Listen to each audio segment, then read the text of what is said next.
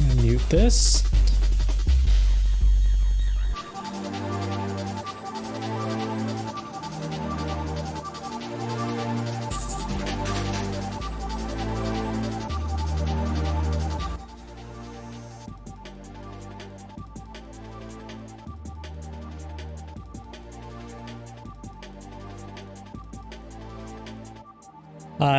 I'm literally finishing my homework.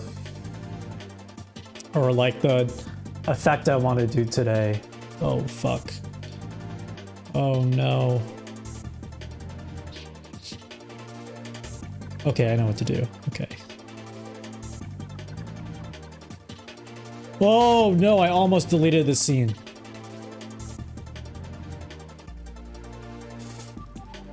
Oh shit, you see that, right? It's completely blank.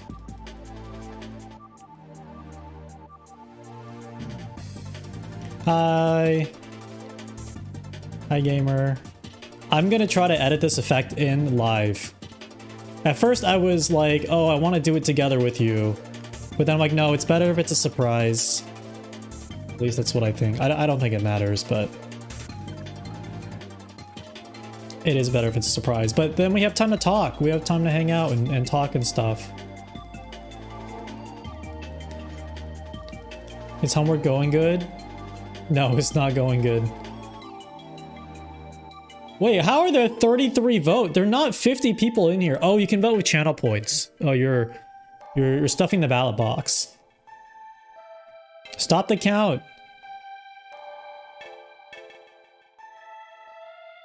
Stop the count. That's what Simon Belmont said.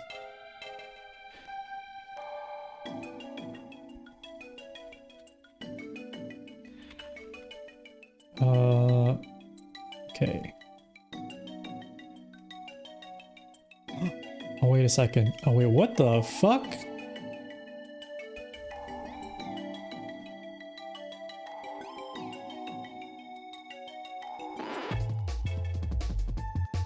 You think about the count from Sesame Street. Also true. What a fucking wild time. It's about to be the anniversary of that whole situation, too. Let's see. Huh. Cancel, save. May have to restart. I'm having a great break, but this break being good is actually bad for streaming. Because today I wanted to do a more, we'll have a bit of an elaborate stream. It's gonna be fun, but I wanted to do an even more elaborate stream, but I literally procrastinated on something else. What the fuck? Are you serious? Okay, I'm gonna try this. Save. Wait, run. Oh, that works. Okay.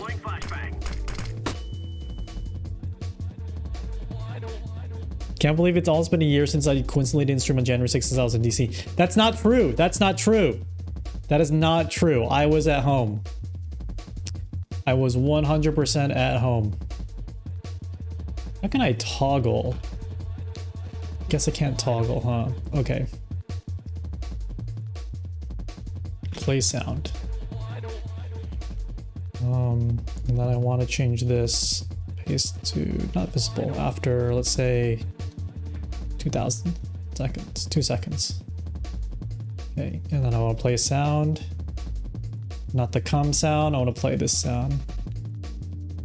Wait, I only have 4? No shot?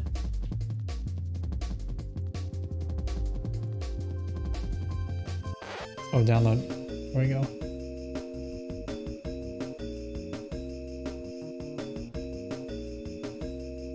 Jams does not have an alibi. We don't know where he was. I was not there. Dude, I'd rather be anywhere else. It's not even that it would be... Okay, this is the wrong way to put it a little bit. Oh, sorry, the flashbang's not working. I'm gonna refund all the flashbangs in the past 2 weeks. Hold on, I'm doing something. It's not even... It's...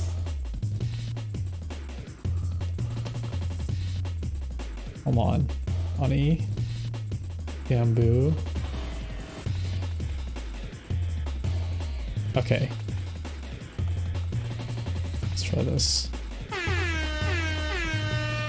Ooh, that's actually pretty good.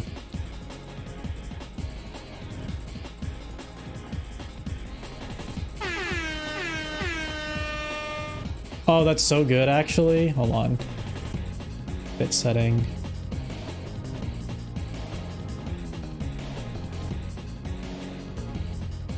Let's say keyboard. I'm literally doing an effect live for the stream. I'm working hard for you. And by working hard for you, I mean I definitely put this off until the last minute.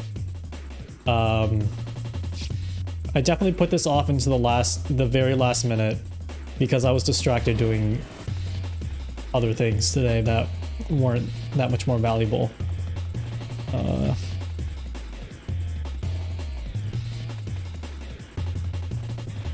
I made a nice song today that I actually enjoyed. I was making numbers go up. Okay, edit command. Oh fuck, not edit commands. Damn it. What am I doing? I say this a lot to myself when I'm editing something. I'll say, what am I doing? I'll say like, what the fuck am I doing? What am I trying to achieve? And I just forget. Number 8, numpad 8. Okay, I don't know.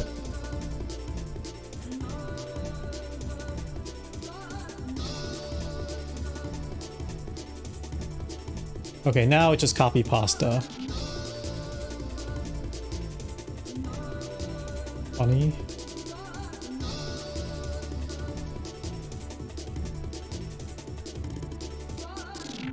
I'm having a lot of fun with the JD800 VST. I'm actually trying to talk and do this at the same time, but it's gonna be worth it. It's gonna be fucking hype as fuck. Oh, that's actually hype. Okay, you can hear the sound effects, right? The song is on my Discord, yeah. It's the first song I made without, like, wanting to hate myself. That sounds pretty harsh or, like, over dramatic, but that's, like, a actual thought process. Which is good. I think for me, I'm not doing anything. I'm doing it on my secret laptop. Okay, what is this? 9. Okay, 7, 8, 9. Edit 9. I don't even know. Oh my god, I'm forgetting what I'm mapping these to. 4. Okay. Pog, bat chest.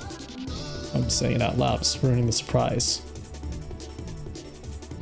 I'm ruining the surprise.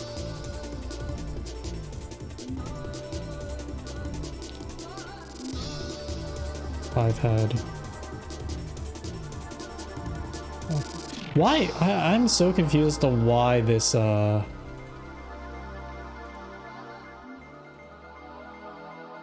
why? Oh my god, yes.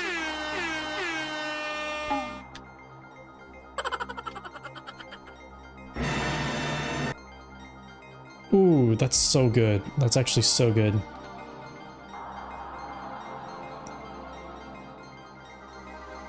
Okay. This is actually working out, but the functions it saves as is weird.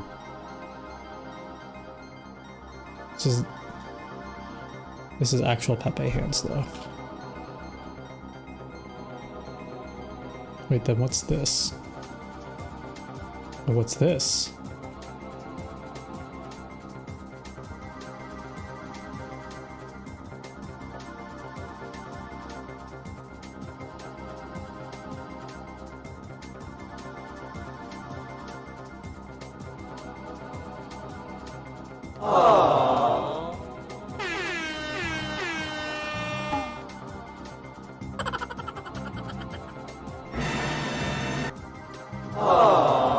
Okay, we're almost done. We're almost there. I thought I could talk while making this happen. I would love to make effects with you guys on stream. I just have a standard for myself to make a nice surprise for everybody. Oh fuck. Oh fuck. Okay. Okay, there we go. Oh, and then we want to type through the audio like this.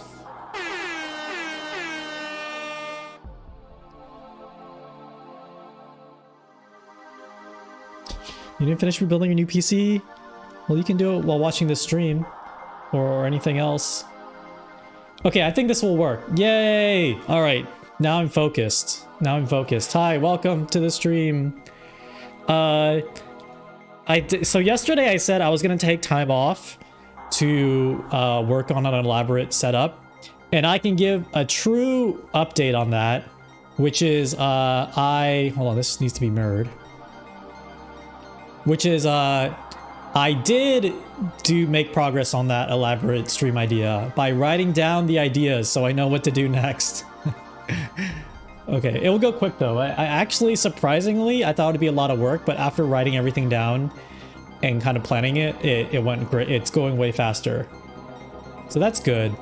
Then I proceeded to fuck around in Ableton for like basically half the day. And then I made a nice song and I put it in Discord that I like.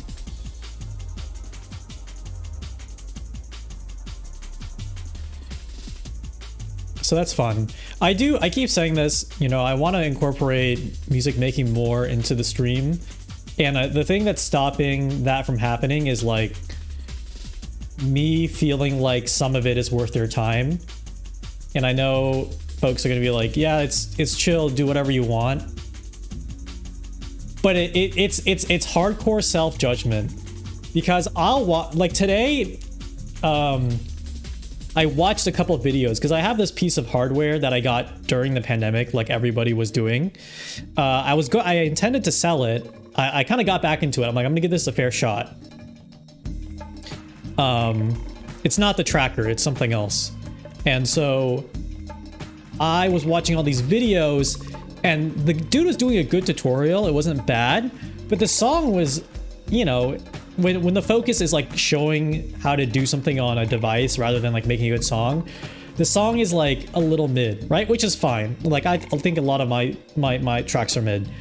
But the problem is it's like a 30-minute long video, so you kind of have to sit through hearing the same mid patterns over and over again. And then I'm like, oh, I don't want to do this to I wouldn't want anyone else to suffer through this. So that's like my thought process on that. It was a great video though. But I have Eric, you might know what this is. Some people might know in the chat might know what this is. I got an Electron Model Samples, which is a kind of a sample player slash drum machine. That's kind of a entry-level version to Dig-Attack, Dig-A-Tone. What voice changer? Oh, if you're talking about the AI, no, that's real. That's real voices. That's real voices. Sorry, that's an actual AI voice. That's not my voice. Other parts of my days, I'm reprogramming the AI so it can stream for longer. I'm making a lot of efficiency updates, so it costs less to run. So we'll be able to stream a lot longer in the future. Oh, thank you. Well, congratulate, like I had a baby. Congratulations, you got married. You made a purchase. You made an impulsive purchase. Yeah, during the pandemic, I'd be watching stuff on YouTube in bed and then just like going to Reverb immediately and just fucking hitting the button. Okay, now I'm on a different level of gas right now. Let me get my door though first. Hold on.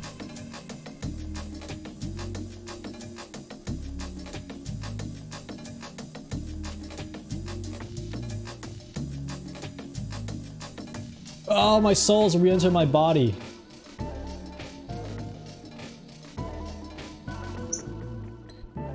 So I have the samples. There's another version of it which looks cool. But I'm like, okay, I'll give the samples a try because at the time I'm like, oh yeah, loading samples, then this thing can literally play anything. And then I've been sorting my samples the past 2 days, and it is a process. It is a not a slog, but it's definitely a process. But I would love to learn that and show you guys on stream. I think it would be fun, like a fun hand cam. Then I have a really sick, like a disgusting idea in my head, which I think would be a good idea. Sick in both, like, it's disgusting, but sick it's also good. I think I would just be, I think a fun project would be just to be the most shameless fucking gear VTuber. You know, like, because I see all the YouTubers who like buy the new thing every month, and then the companies reach out and like send them that stuff. So I don't think they're paying for most of the gear anymore. And I'm like, wait, that's such a sick racket. And they don't, I guess the hard part isn't making like a good track. It's like making it look good, right? Like having people go through your stream or go to your content so they can, so you need to be, what's the word?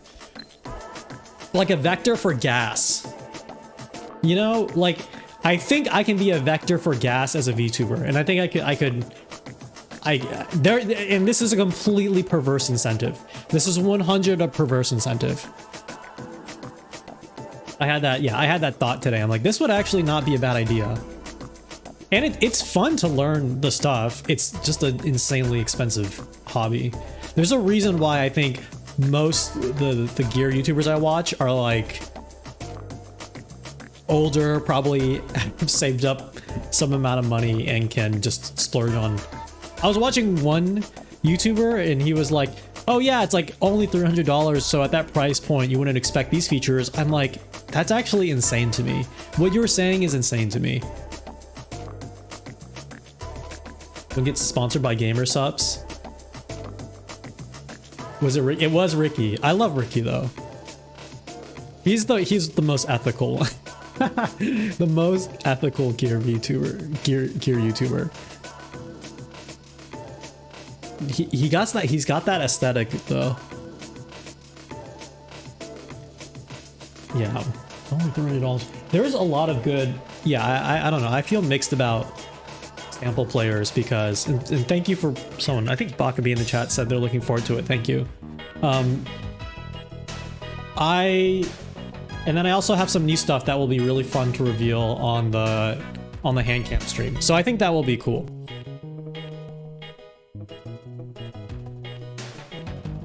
Ricky has committed, you know? He's fucking committed. And it makes a rotation. Yeah, I think he's one of the few people who I've seen say they play shows and probably actually goes and plays shows. Whereas, like, I feel most other gear reviewers I watch, they will say, if you're gonna go play a show, I'm like, is that like from experience or is that like the thought? And then in my mind, I'm like, where in the United States other than LA would they accept you lugging in your shit and then like lugging in something that isn't a DJ deck and just like letting you play off that? Like, what you like? I want to know what these special places are, sincerely, because I just don't know. Get gear for free to review and send back.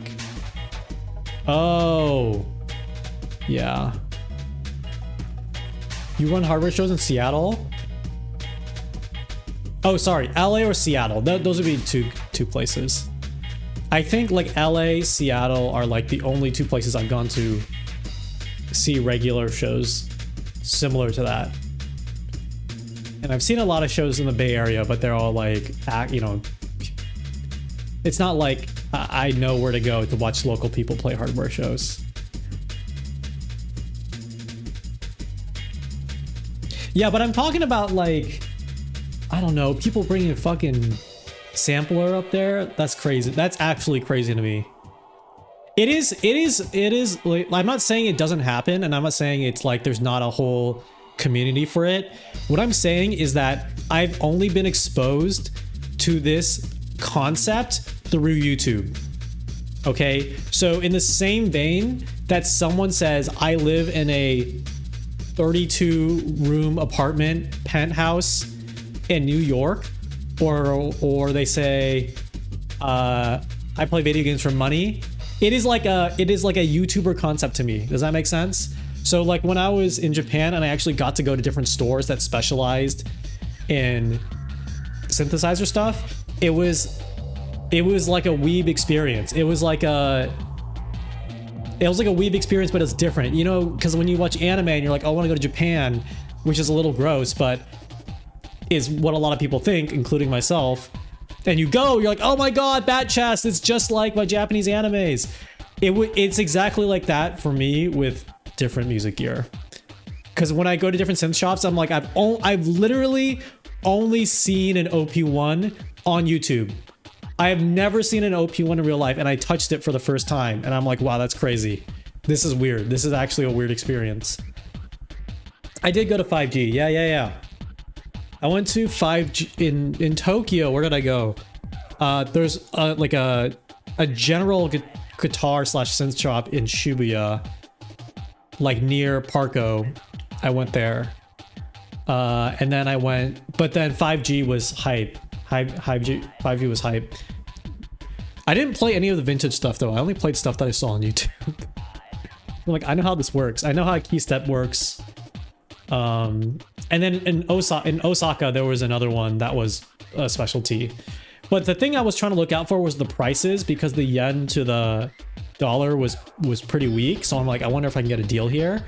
But I was saying early in the Japan recap stream, by the time I got to Osaka, they were comparable to US prices. Like, it's just a straight conversion from dollars to yen, which was really, I guess, not surprising, but I'm like, Sag.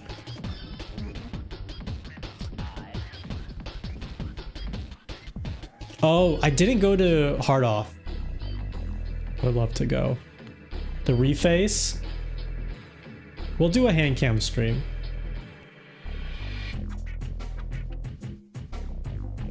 Yeah, the other thing is I was trying to connect all this stuff together because I have a few pieces. And I just don't have any cables, so I need to do that. IMO, if just one, I know freaking Teenage Engineering is going to, is like hard pivoting to just being boutique, luxury, weird things. Please, just one last thing for the people, for the community. Release a PO33 with a rechargeable battery built in, like a lithium ion battery. And just charge double. Literally just charge double. It'll still be worth. Just please just do that one thing for the people. No other pocket operators. Just the PO33. Please. Don't even update the functionality. Just the lithium ion battery. Please. Bad chest.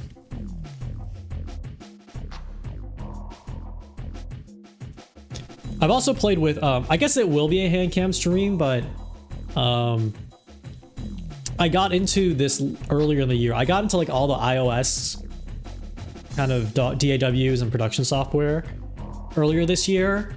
And then like, you know, I tried a bunch of them, but the one that's, I went back to recently that I'm like, oh my God, I should actually stream this. That the more I think about it, it's actually so incredibly sick, is Koala Sampler, which is it started, I guess, as like an SP404 sort of emulator, but it has, maybe the SP404 Mark II has all the features it has. It has like sequencer and stuff, but Koala is like $4, maybe like 20, maybe $20 if with all the DLC, which is completely worth. Dude, it's actually so good. It's so, you don't know how it works. I will show you. It's incredible. It's actually so incredible. Now that I kind of have more knowledge on how this all this stuff works, it's crazy good. Just like buy Splice for a month, get all the samples you want, and then like it's pretty good. Maybe that will be our first hand cam. It's like just fuck around with Koala. I have a device I could use it on. It is I think it's like primarily it's meant for playing like like SP404, like hip hop lo-fi beats to chill with or whatever. But the sequencer in it is actually pretty sick. It's really basic, but the fact you can like manipulate all the sounds in it that you put in is awesome. Anyway, I need to go back up the tangent. Where are we going back up? Okay, we talked about gear, we talked about hand cam, we talked about... Okay. Yes, I've been spending a lot of time not working on streaming. That's my status. That's my subholders report to you. But I'm hoping to have one fun, crazy interactive stream before my break ends. But I guess I'm just trying to enjoy the time off. Yeah, I'm sorry. I've been playing this crazy game. It's been taking up a lot of my time. My kids don't see me anymore. I'm divorced. It's called Hyper Gun Sport. Kind of makes me want to own a real gun.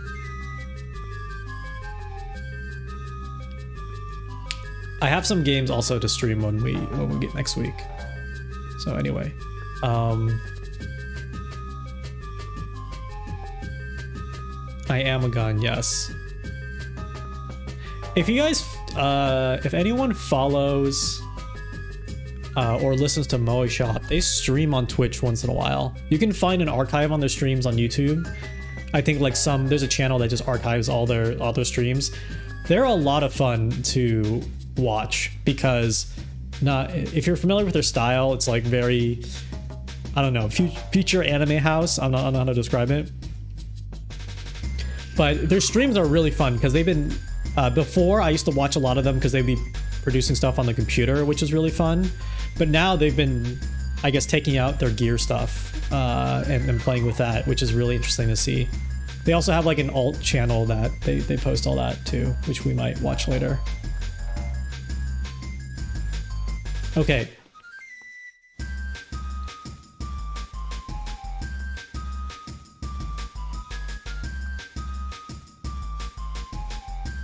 I want to show you guys one thing.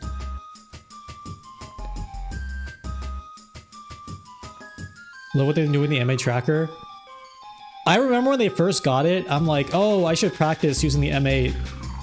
And then like a month later, they come back and they have the most insane track on there from just noodling. And I'm like, I fucking suck at this so bad.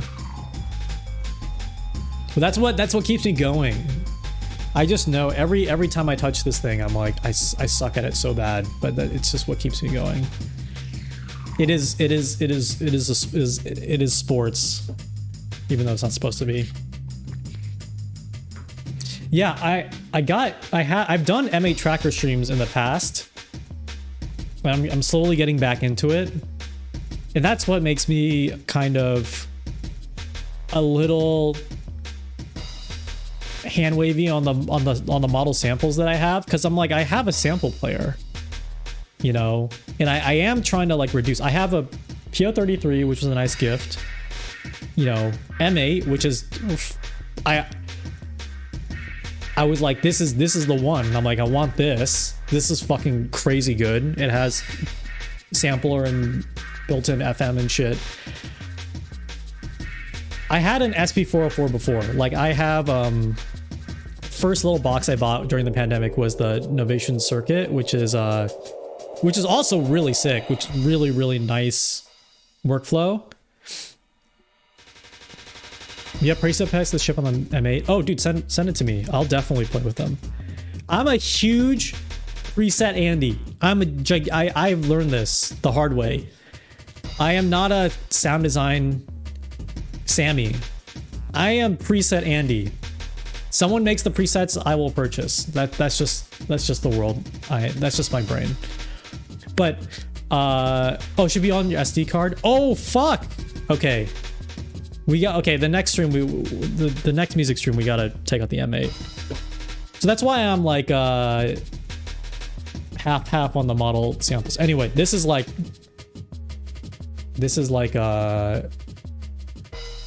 way too in the weeds. Yeah, I also was in the M8 Discord for a bit. I had no idea what people were talking about. I was just following. I was just seeing what people were saying they were doing and trying that. Okay. What are we doing today? So today we're not talking about music, though we can.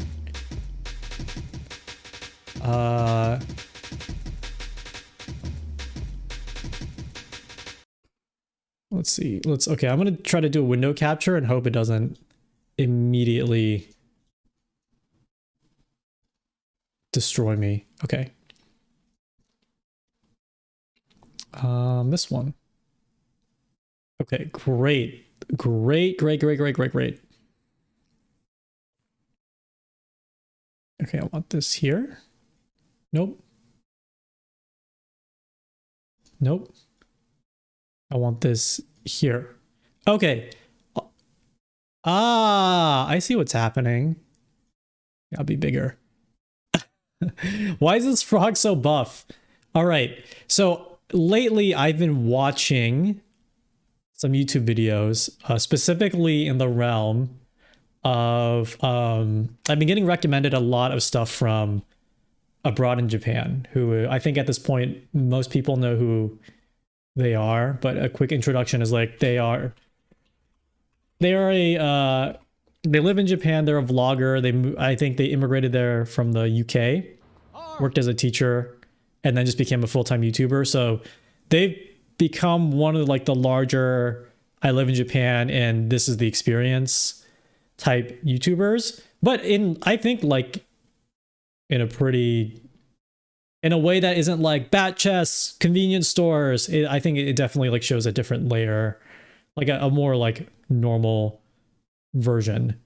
And then there was one video that I watched. Thumbnails are crazy though.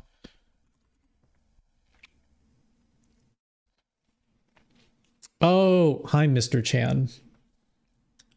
It's been a while since I've seen you. I actually came back from a trip to Japan recently. This one, why I hate Japanese TV. And a lot of stuff here is not new to me. This is a great video though. Main result is disappointment. This was supposed to be my reward for a job well done today on my beat Takeshi him.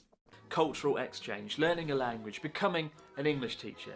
But it was all a lie. The real reason was just wanted to be on Takeshi's castle. So you can probably imagine my horror and despair when I started working as an English teacher. My students asked me one day, "Chris Sensei, what's your..." Heated so much that people think this is what the guys stuff a shit. Okay, so basically the video talks about, I think, clips that we've all seen before, which is apart from my 50-year-old colleague. I was gonna turn it down. It's clips from Japanese variety TV shows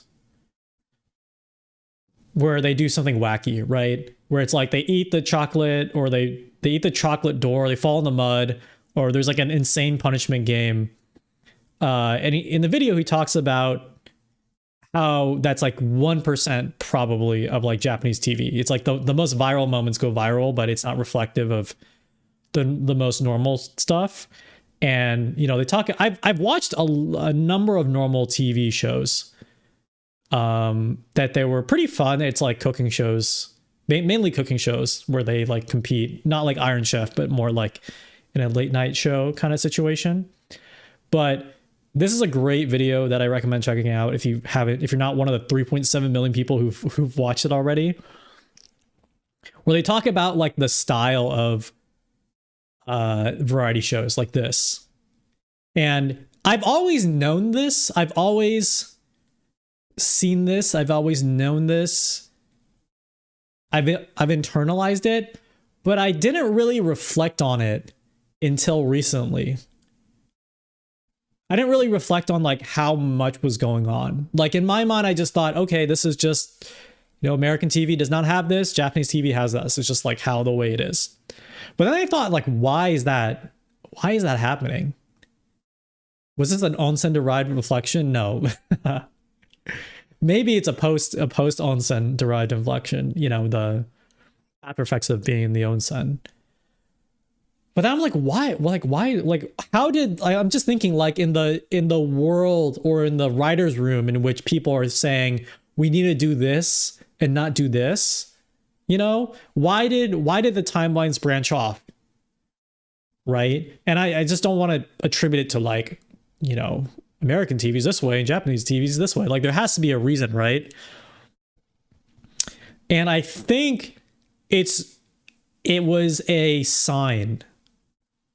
It was an omen, right? It was an omen to the current world that we live in, which is content creators' recursive reactions, right? Because the key thing here isn't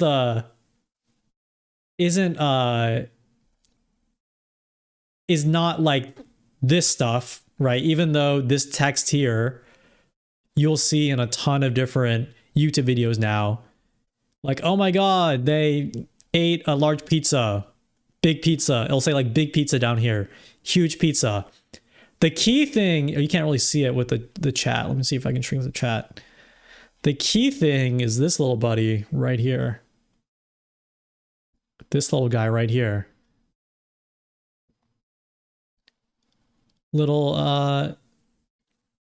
This little window where the person shows, like, basically they're reacting, right? They're like showing the variety show guests reacting to the stream. And that's when I realized that this was such a proto React Andy stream concept. Like, this was all, like, if we just think about this as a, I don't know, I think omen is the best word. It just shows that this was the inevitable future, right? Like, cuz I was watching this stuff in like 2010, 2011 on YouTube, and like this kind of React style, yeah, it was around, but not to the point that, like, the full React saturation that we have now. And so it really, I just re-reflected on, like, wow, there might be some deep psychological reason on why content has to be formatted this way. And two, I'm like, holy shit, what is, I don't think this format has changed though. So I was going to say, I want to see what shows are like now, but I don't think the format has changed. But yeah, and then he does like a really good recreation of the format. The other version that's not reflected in this video is people are like, there's never a lot of like negativity or maybe like contrarian view. Like, no one's poking fun at anybody. It's more like, oh, this food's fantastic, or like, this food's fucking great, or like, that was really funny, even if it's like cringe. I thought that was an interesting point to it. Like the example that Chris gives is like, there's never a Gordon Ramsay moment where they're like, this tastes like dog shit. Who fucking cooked this? Your mother? Who's a fucking dog? There's never a moment like that. That's nice. I don't think I'll do that. If I see something that's cringe, I might physically react. But they talk about their own experience on TV. It's a really good video, and it's like, I think, a good reflection of what makes this channel super hype. But anyway, I was thinking about how we were basically staring at the future of content this entire time for the past decade. And I was thinking, why? Like, we saw what works, and we saw like the inevitable kind of march towards this end game. So I thought, why don't we just arrive at the final destination, accelerate this evolution.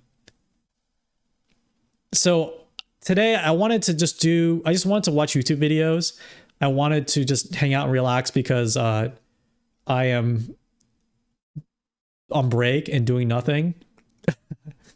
And I guess we can use this as an excuse to just watch random videos on music gear and stuff. But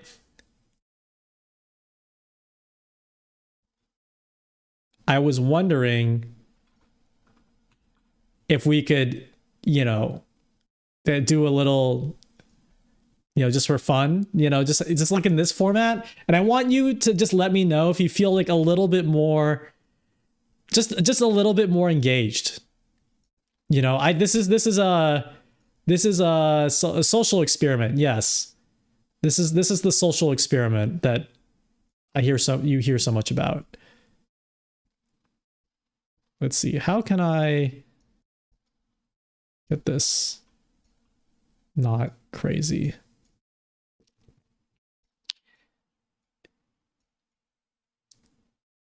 All right, let's go. Let's go. And for added effect, let me make this title a little smaller.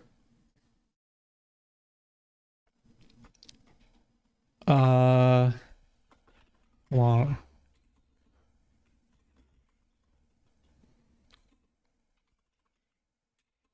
Boku, hold on, I'm changing the title. Boku no React Andidemia.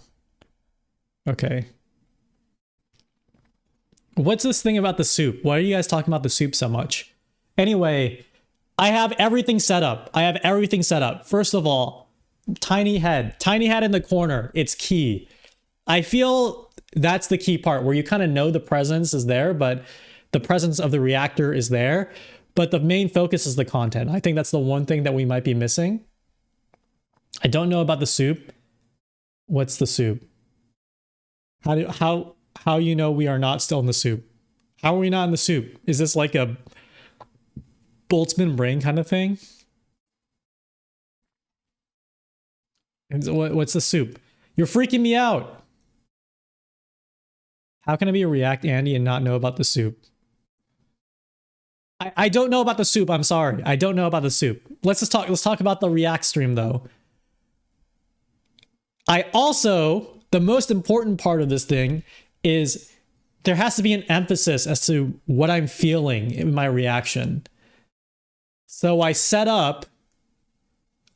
went ahead and I set up reactive text to pop up with special effects so you know what I'm feeling. Hog face, bat chest, funny. That's supposed to be 5 head. Aww. That's Pepe hands. So they are all localized to Japanese text. I think I'm not fluent, but I think I did a pretty okay job. Okay. I think I did a pretty okay job, but if anyone is better at Japanese to English localization, feel free to fact check me. All right. So let's see. What's like a good thing? Dude, I've been watching a ton of Northern Lions clips. I'm getting that chest pilled for real. I think we got to start with the trash taste. Maybe, I don't know.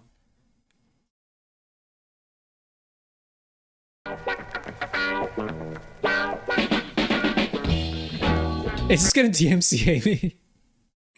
No, right? Bassmaster is an exciting new concept. Bassmaster is an exciting new concept. I mapped it to numpad, which is...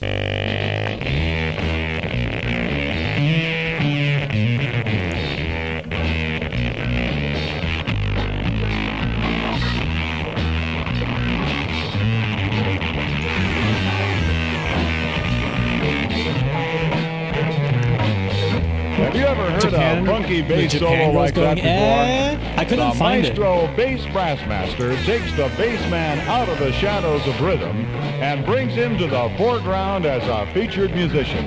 It's really loud. It's really loud. Okay. That's cool. No!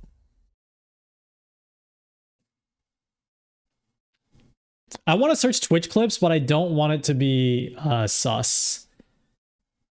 Okay, top Twitch clips, safe for work.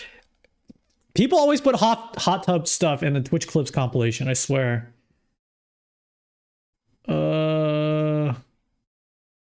Why not just like unusual? You can tell I just don't watch clip compilations. Here.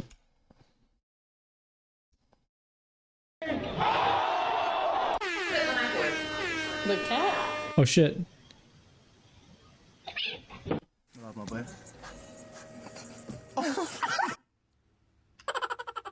Bursting with flavor.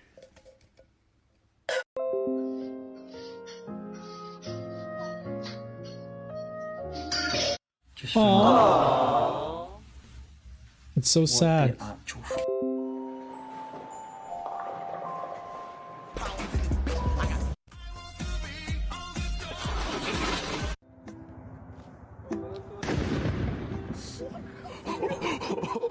What are you doing? I don't know if you heard of it before, but it's a fucked up name called Huey Magoos.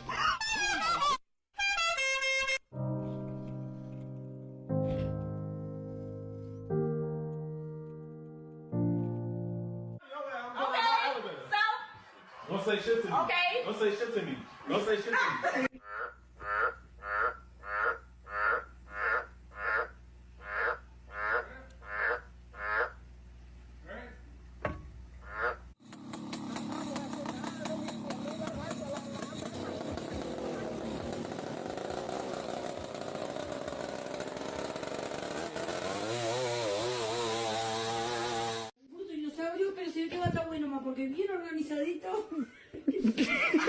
Oh my god, it's like the mustard, eh? It's mustard outfit. They're in the soup? What does it mean to be in the soup? Hello? Confused. Братишка устал, везу домой его. I'm fucking this all up? No, how? Сейчас догоним его. You need the live audience reactions? No, it's the celebrity reaction. Oh my god, Chainsaw Man, bat chest! Oh, definitely Pog. Drone warfare, Pog! Oh, windy. Not 5 head. Channel points for applaud and laugh, true. Volkswagen. This is the prototype. The only thing you can do is that, yes.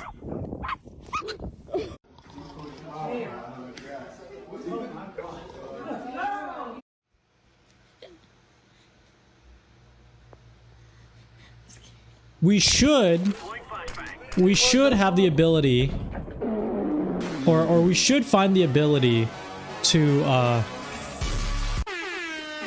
that was sick.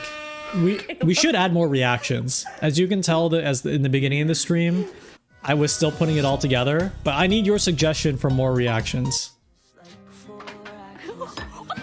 Oh shit! That's sad. I'm reacting! You don't understand what we're watching? I'm reacting! This is terrible? That makes me sad. Why would you say that?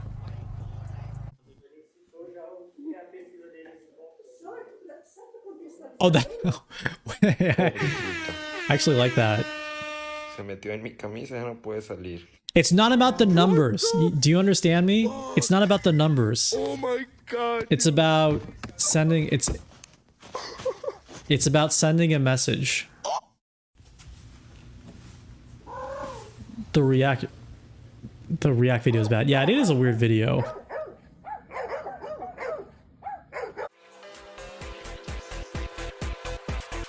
It's a better video.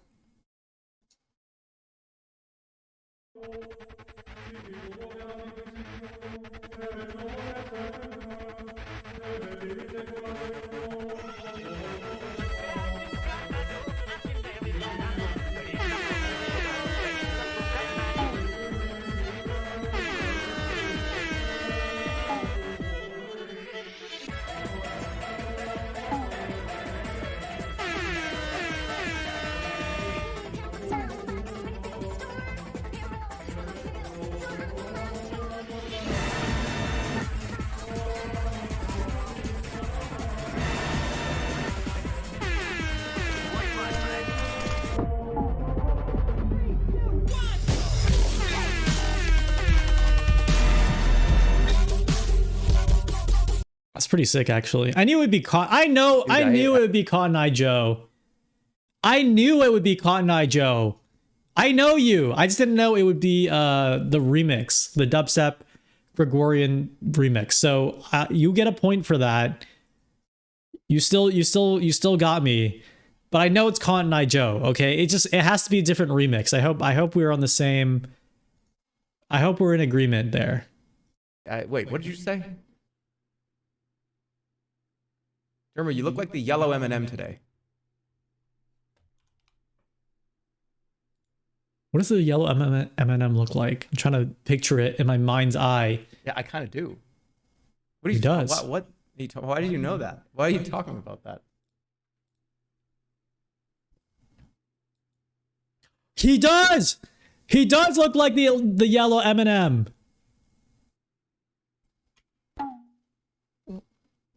Candy, fat chest, Candy, Germa. Hold on.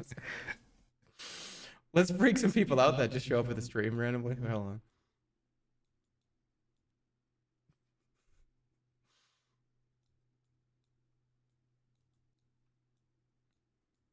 Oh, the yellow M&M looks like he's trying to go on his tippy toes, isn't he? With this picture. No, it's called a pose, actually. What's going on down here? Why are you doing that? Oh, it's called a pose. Give me a break. It's crazy how much he does look like the yellow M&M would, but he has a full body. How is this possible? This isn't possible because this M&M is just the head, but Germa is an entire human. Looks the guy like in an M&M suit? Yeah, maybe, perhaps. I don't look anything like this guy.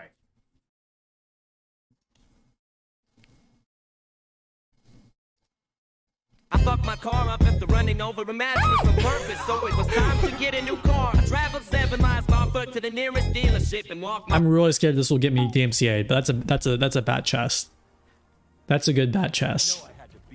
The top of the M&M shape lines with his hairline. That's actually crazy. What was that? That was a dog toy. You have to go offline.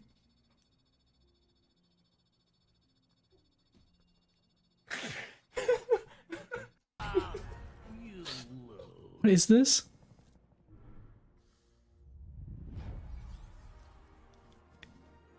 I know I had to beat you, but you still make me laugh, Bugs. What was that?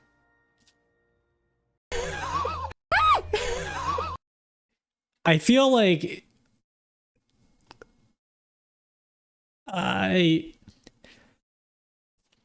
just gonna say what's coming to my mind. Some of these Germa clips are not funny, but we all experience a mass psychosis that is like the Germa mass psychosis, which makes it, that's like part of the experience. So like I could just watch a video of him eating a bowl of cereal and he thinks like, oh, Germa's eating a bowl of cereal while like flexing his fat ass or like like I look at his body and I'm looking at Germa's body, which I think is a pretty normal looking human body, but then like the mass psychosis of Germa is making me find like, now it's funny. It's just a normal person's body, but now it's funny.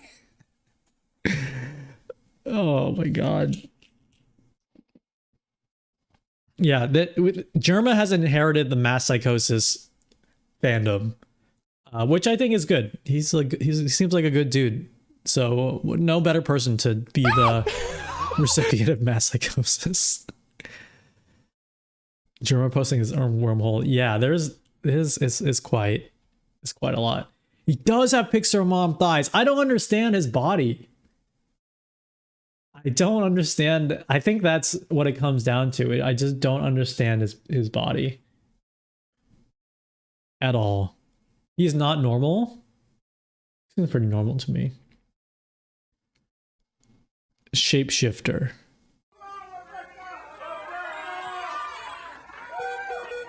watch it, Rebecca, watch it, Rebecca, watch it, Rebecca, watch it, Rebecca, watch it, Rebecca, watch it, Rebecca, watch it, Rebecca, watch it, Rebecca, watch it, Rebecca, watch it, Rebecca, watch it, Rebecca, watch it, Rebecca, watch it, Rebecca, watch it, Rebecca, watch it, Rebecca, watch it, Rebecca.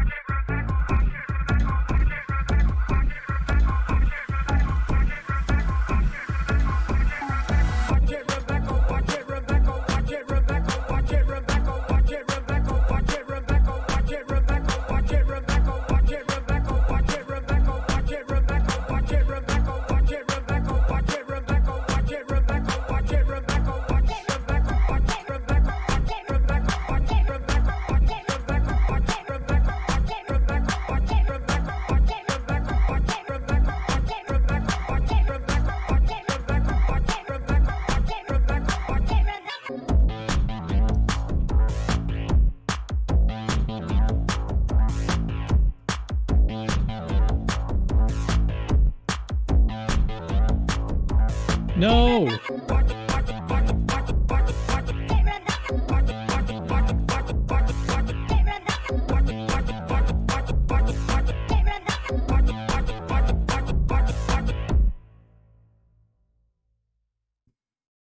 That's hype. React Rebecca. You look very handsome today. Did you just send me a YouTube short?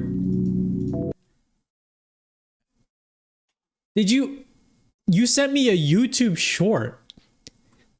That's huge. Thanks.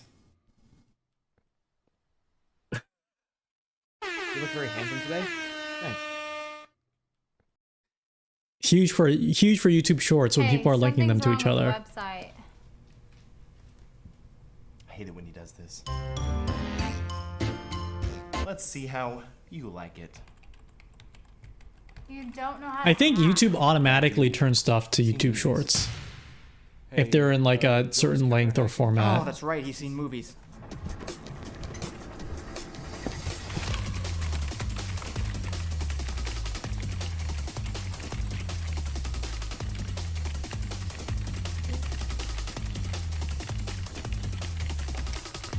What are my thoughts on the programming? I think... Oh, I thought this said esports symbol. It says export system. Clearly, they're better hackers than me because I misread what they were typing. I mean, bad chest. Oh shit. Give me a trench coat. Black. Does this look like a tan trench coat situation to you? Right. Sorry. He's hitting that hard, Joey. Don't call me Joey. Call me Enigma. They're using rad code names. Get me more monitors. So many screens. Too many keyboards. The actual take is this style needs to come back. We can't get through. Don't worry. I found a back door. He's using vague hacking. And this music isn't... Yeah? Well, he can bite me. Computer puns? This noob's about to get pwned. Outdated lead speak? This is going nowhere. I have an idea. I'm switching to an unreasonably convoluted user interface. This music needs to be more Juno Reactor. Dude, he's still blocking us out. There is one thing we haven't tried yet. No. We're out of options. Will that even work? It should. Just as long as I hit the enter button hard enough.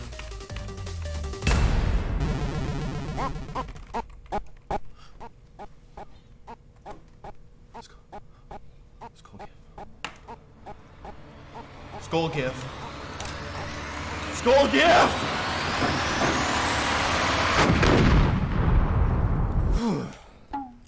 Nice. So why'd you hack his website in the first place? I didn't. He forgot to log out.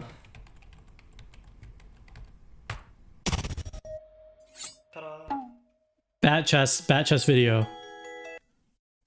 This was released 6 years ago.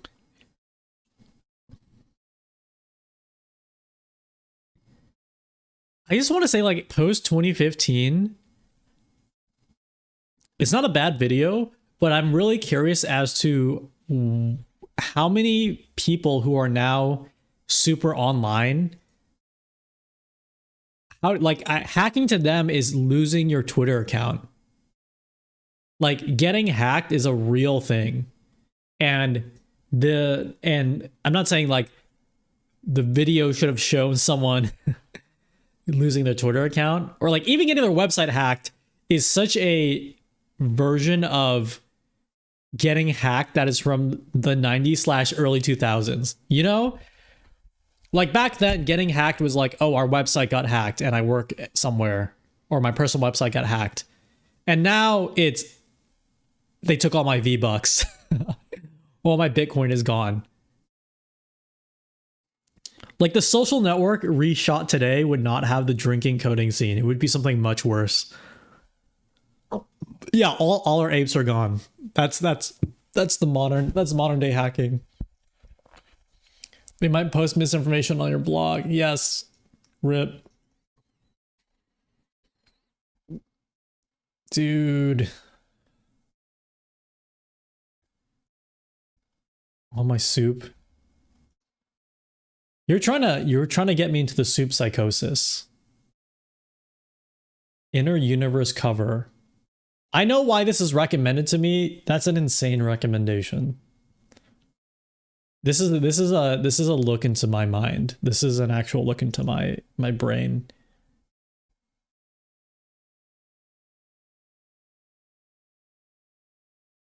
$2K Phillips. Oh. Please send me a video. You don't want to watch. You do not want to watch my recommendation feed. I should, if I had more prep, I would have selected actual good videos. Unusual memes. Oops, not don't add it. Just watch it. Just watch it.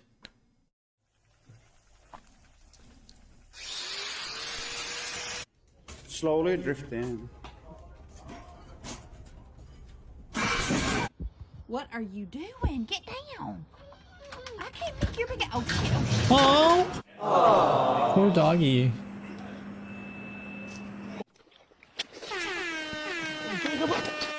Oh.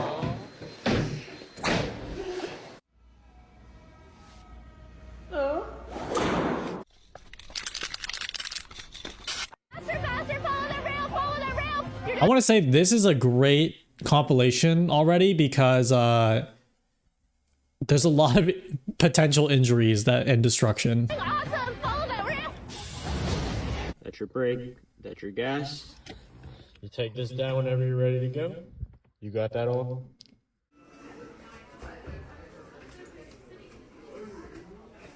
Hey yo, new doorknob just dropped. Let's go. You're doing it wrong. You're doing it wrong. What the fuck? Vlastně zaplavenými hráči musí nesouhlasně pozdvihnout obočí každý elektrikář. Dá se samozřejmě That's actually předpokládat, že v této That's actually sick. oblasti jsou na záplavy zvyklí. Is that what is that Korean game? That's not just straight up Counter-Strike, is it? Nové oblasti jsou na záplavy zvyklí a tak What's the free-to-play Counter-Strike game that's not free-to-play Counter-Strike?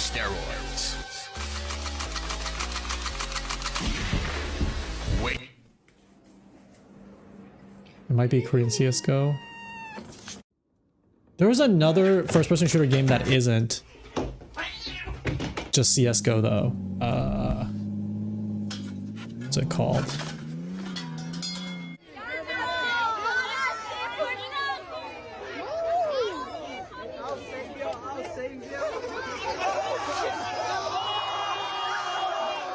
Because imagine,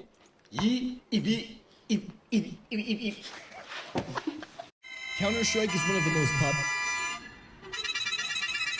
Look at this man. Crossfire. Can run it. It's called Crossfire. How you doing, man?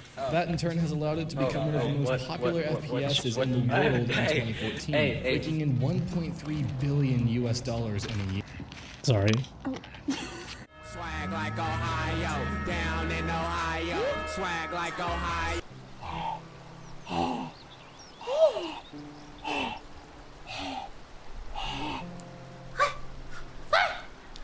Hi. Hi. Hi. Oh, hi. I'm Dinglemeyer. How are you? Oh, me? I'm not so good. You know, today's just not my day. You know, like any other day, I woke up laying face down on a rock, and I screamed for 20 minutes. Ah! But Screaming! I just didn't get up. You know, most days This after is I sad. scream, I get up and I grab a stick and I start stabbing things. But not today. Today I just laid there. I didn't climb a tree. Dingle Buyer. What? A group of travelers. Okay. What do you want to do about it? Shall we attack them? No. No? Why not? No. I'm just not feeling like myself today. I'm feeling a little bogged down. Okay. Okay. I'm stretching. Should I Thank attack you. them? No. You'll get hurt. Don't get hurt. Okay. Okay, see you later. Bye. That was Bogmore. He's my best friend. I don't want him to get hurt.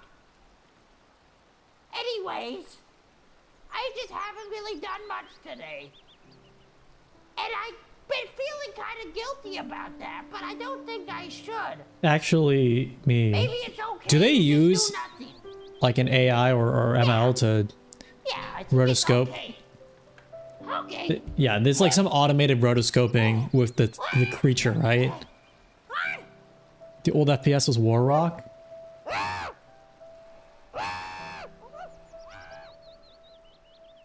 That wasn't sad at all. That was, I don't know. That was. Yeah, I guess that was sad. We'll do sad.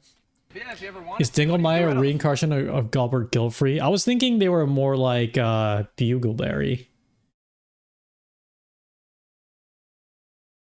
They draw some of the frames in auto rotoscope. Oh. Hmm.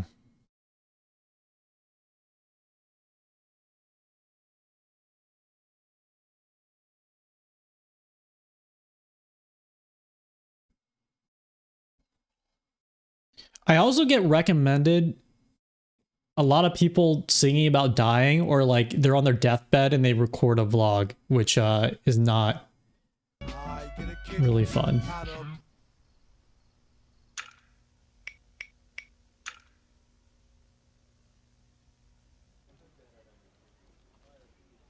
Wow, what a great game. Maybe I'll continue it sometime. Maybe not. I probably will, but who's to say? Anyways, hey guys, Joel here. You might know me as the RPG guy, or the Mafia guy, or this green guy, whatever this guy was. But most of the time I'm just Joel, and today I'm coming to you as an animated just Joel in order to show you how I make my animations, because a lot of people have been asking, and I want to get that information out there because I think the more creative tools people have, the better. So, without further ado, I am going to show you how I made this video. Oh, I think I've seen this video before. So the first thing you want to do is shoot the video. And I already shot the video, so let's take a look at that. So the first thing you want to do is shoot the video. And I already shot the video, so let's take a look at that. All right, perfect. Because I looked up Absinthe after this, and I didn't really follow through with it. So once you have the whole thing edited, you export it as a PNG sequence. And what that's going to do is it's gonna give you a frame-by-frame breakdown of your whole video. And then you take those frames, and then you divide them into separate folders for each individual shot. Then once you have them in their own folders, then you can animate.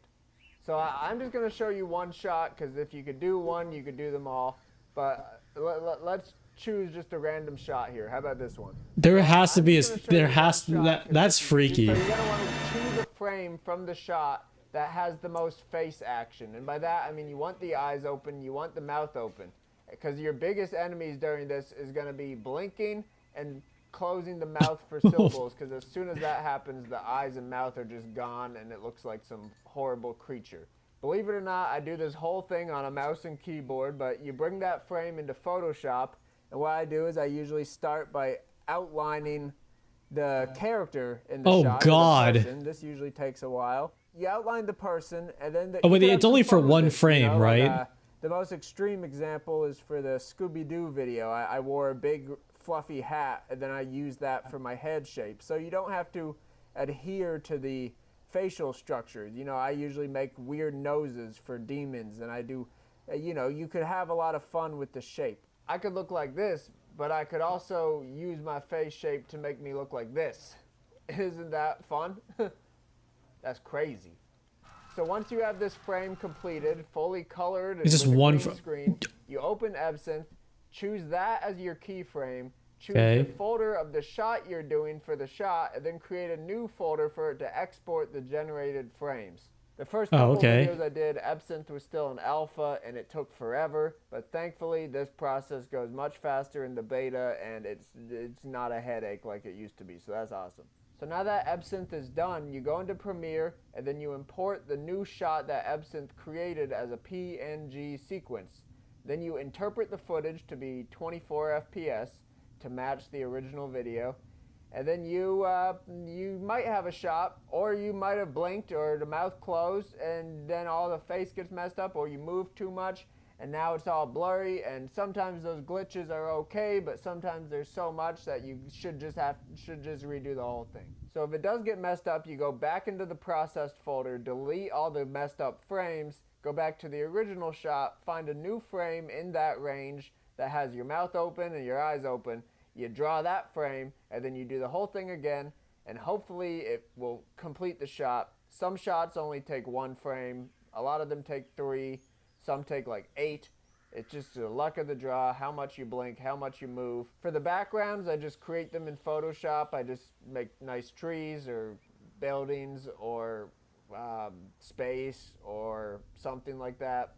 Just do whatever feels right, I guess. So one of the last things I do is I add some effects to kind of give it some life and style and a cohesive aesthetic. I use Red Giant's VHS, Hollow Matrix, and Camera Shake. That kind of gives it a little life, a little juju, blue, blue, flu, flu. So there you have it. That's how I make my animations. I hope this video was a little informative and maybe a little fun. I didn't go too into the specifics. Absinthe does have some quirks that, you know, if you play around with it, you'll get used to pretty quickly. But, you know, other than that, I love it. It's such a great tool. It lets me create rotoscoped animations alone, which is something I never would have had the time or patience for otherwise. And, you know, for that reason, there are some skeptics in the comments like, oh, is it really rotoscoping? It's like, yeah, it's like AI-assisted rotoscoping. It's like a cheat code, you know? And, you know, all technology is a cheat code, you know? Like filming on a digital camera rather than a film camera is a cheat code, or editing on a computer rather than splicing film together was a cheat code, you know? Anytime technology makes art easier to learn, more accessible, more efficient, we should applaud it because, you know, art should be in the hands of everyone, and we shouldn't have to break our backs and our wallets and waste our lives to make it. You know, we should be able to feel good while making art, and Absinthe is one of those tools that lets you do that. So thank you for making it, Absinthe team. Hold on, I want to see.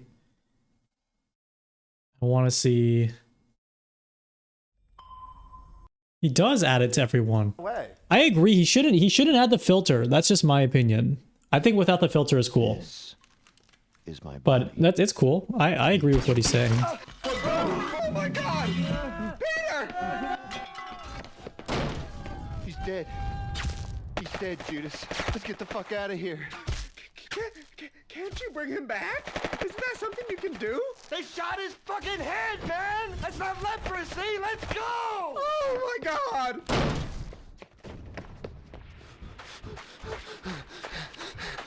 I don't have like a spooky emotion. That's the emotion I'm missing. I'm gonna make one after this. I need a Monka W emotion. Can someone find me a nice sound effect that expresses I'm scared? Everything's over.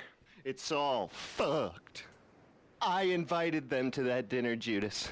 It was supposed to be me. What the fuck happened? The NAF scream. Oh my God. I don't know, but maybe. You don't know? Face it, the prophecies were wrong. Someone ratted us out. No Pepe way. Agony? I'm thinking Monka W, but if you have a good sound effect for Agony or W, How can you be yeah, sure? we can use that. Faith, right? Faith? Fuck Faith. We gotta get out of here before they whack us too. We need a clear confirmation, Judas. Oh God. My time draws near. I can feel it. They're coming for me. So, man, are you sure you're the one? What? Yeah, like, are you really sure you're him? What are you getting at here? Well, you most certainly are a one, but I'm just not sure you're the one, right? Right? Of course I am. I'm the one, you moron. I am the son of God. I was sent down by my father to lead his flock to paradise, to atone for the sins of Adam and Eve in the garden. I am of worm flesh with the divine, and of the lineage. Just as you lost, this is when Judas procured Jesus. A new age and a new covenant shall be my legacy. I will vanquish all evil in my father's name. Amen. Can you say that again, please? Which bit? Yeah, just the first bit. I am the son of God. Yeah. Say it louder, please. I am the son of God. Okay, now say it slower. I am the son of God. Louder and slower. I am the... Wait a second. God, this thing never... The Last Supper. You kept calling it the Last. Goddamn this fucking Supper. Come on. What is wrong? You fucking knew, didn't you? You're the rat. Confess! Look me in the eye when I'm talking to you. Get ready to receive some Holy Spirit. What? What? Fuck, Judas got made. Go! You covered your tracks well, brother, but not well enough. That's not how it went down. Oh, that's good animation. That's what I want to do to you guys in the chat. Not like for real. I want to have you experience that, like on the stream. This is live video footage. What the hell are they doing here? I'm sorry, Mary, but I'm about to kill a son of a bitch. That's not how it went down. That bullet hits. You better pray I don't rise up and... Just like me for real.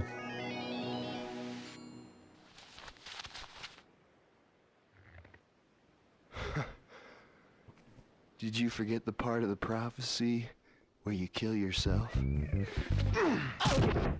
You'd better hope for a miracle if I ever see you again! Get him! Somebody stop that fuck! What, does Jesus have a cross? A good point. Get him, boys! That would be a weird thing to explain to your disciples.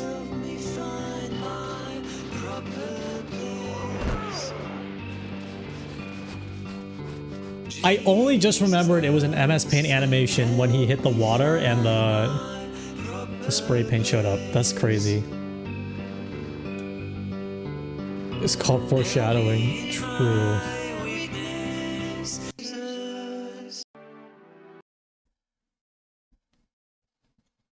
That was cool, but historically inaccurate. Jesus did not slam him. Sean, did you hear the news? The government's shut down! The government's shut down! No more laws! Pog!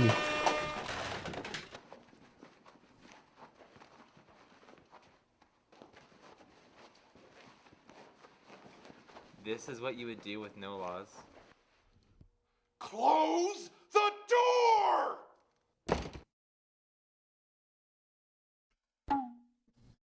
No laws. I forgot the government actually did shut down. Hey, guys. Why is there no way? I'm a little scared to watch this all the way through. Keep it. Judas did kill himself though. It's in the Bible. Acts 1:18. Nice. It was just at the He hung himself from a tree and he fell, and then the corpse fell down and the guts spilled everywhere. And I think Jesus saw it. I think that's why it was written in the Bible. I don't know what I was thinking. This concept is not worth it. Just bail, dude. Get out of there. Just bail. Yeah. It's not worth it. Okay. You don't think there's any way to salvage it? The whole concept? No. That's fine. Acts 1:18 is also the name of your favorite part. Is that for real? We'll just reformat this whole thing. Judas does explode. It's true. Do people who watch the videos do they even see the titles? It's the first thing you see. It's the first thing anyone sees. It's why they click it. So yeah, shouldn't even. I don't even know why I uploaded this. All right. Oh, thank God.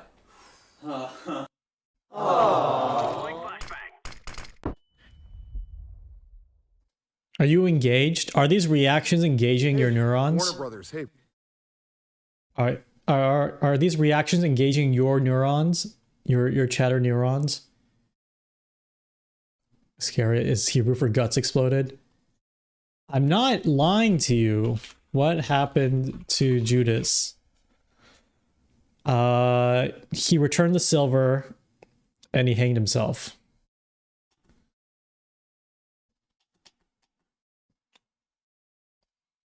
How much silver?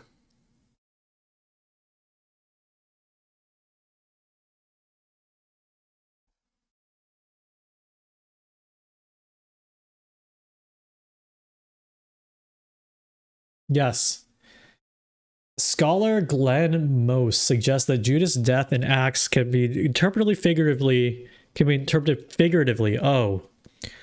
The body changed from vertical to prone rather than falling headlong, and the spilling of entrails is meant to emote the imagery of dead snakes and the burst open bellies. Hence, Luke was stating that Judas became a snake and died like one.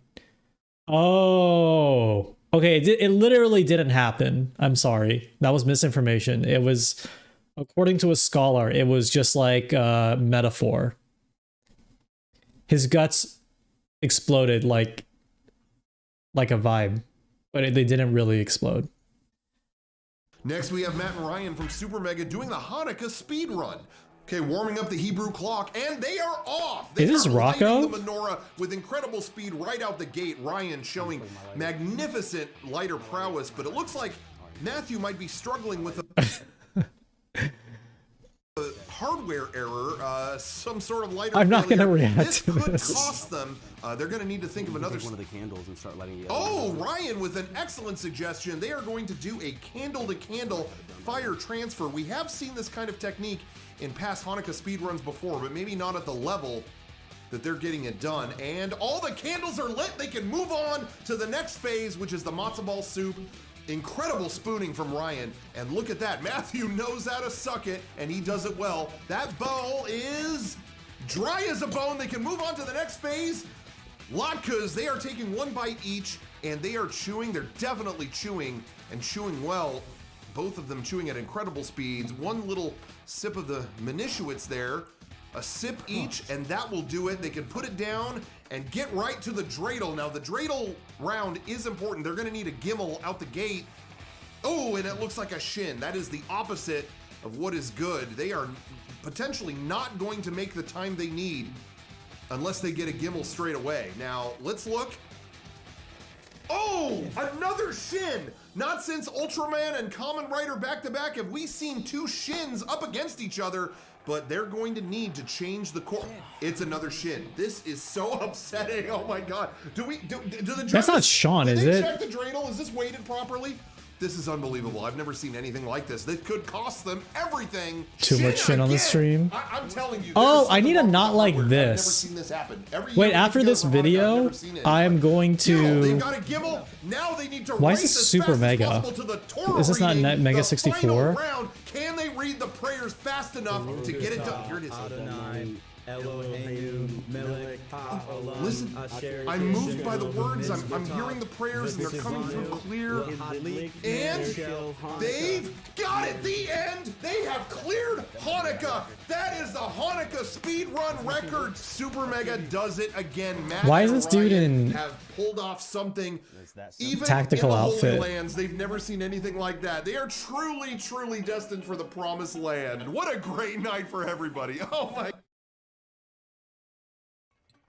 What is this channel? This is not a Mega 64 channel, but it's called Super Mega, which shares like 50% of the words. Always have to be ready. Whoa, whoa, whoa, whoa. Wait, what the fuck? Wait, what did I just do? What the fuck? Oh, I accidentally dragged the chat into the stream, sorry. Now it's going to pause here for a short bit to just get the right RNG seed. And why is that? We manipulated the RNG a bit just to pick one that was... Oh, let it finish. This is how I watch videos. This is why I can't do react streams. Because like I will just stop watching a video halfway through.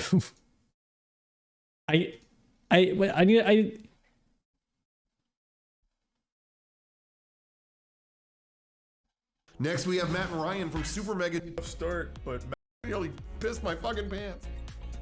Whew, that was a rough start, but Matt and Ryan really pulled it through at the end. That's one of the better Hanukkah speedruns I've seen. That's fucking wild. There should be more shit like that. Oh my god. Oh, that's bad. You know, there's a lot of... Hey, what's going on, everybody? For First We Feast, I'm Sean Evans, and you're watching Hot Ones. It's the show with hot questions and even hotter wings. And today, we're joined by YouTube royalty Super Mega. You know and love them for such classics as Super Mega Plays Cruisin' USA, Episode 3, Ha Ha Random, Two Grown-Ass Men Play... I thought... Okay. Okay. I thought that this task started playing a random YouTube video. I thought they were like doing an RNG thing that would like flip the bit in the Nintendo DS and like start playing, because that's what they do in these things. Now it's going to pause here for a short bit to just get the right RNG. That's what they do. And why is that? We manipulated the RNG a bit just to pick one that was semi-entertaining. We arranged what you're about to see in hopefully an entertaining order. So, well, I don't want to spoil it, but we're not just going to answer math questions, are we? Well, we will. We'll answer. I got off the deep end. Unfortunately, the talking head goes on for a little longer than should be necessary. This is the classic case of unskippable. What's your favorite task? There's so much task content that I actually haven't watched in the past maybe 3 years that it'd be a really good time to just like restart and redo it. Anybody know the answer? 0. Okay. 2 times 9.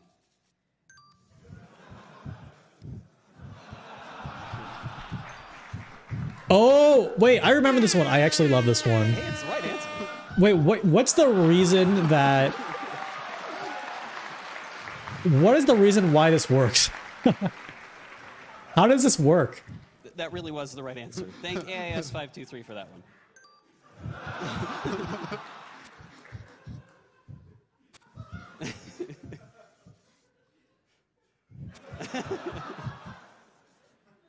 Yeah, that works.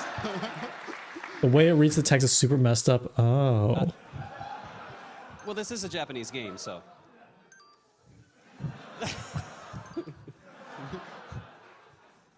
Oh, God.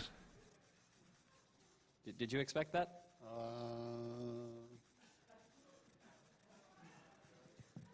Oh, depending on how you do the stroke moves, it freaks out. Oh. Are we technical support? Do you have the phone number for Nintendo? Yep. I don't know, but I'm supposed to... Check cables?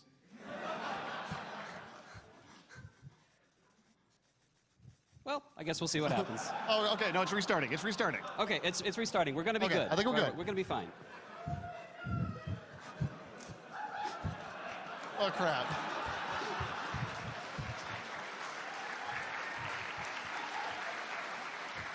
Well, this might take a while. This might take a while. Yeah. I would go out this and say doesn't bode that well. this task run was like a generational leap. Because up to this point, my memories of tasks were That progress bar is really long. my memories of tasks are like, oh, we made Mario like scoot back and forth in a frame perfect way, which reprograms the Mario game to have Snake in it, which was still incredibly impressive and mind melting. But I think the visual of this was like when they started putting fucking Skype into Game Boy Colors after this, maybe around this time. Hello. It doesn't seem that fast at all. I want a refund of all my donations. Oh! Wait, Railkun's in this stream sometimes. Railkun has come by the stream a number of times. They did a Skype call in a game, yeah, at some point.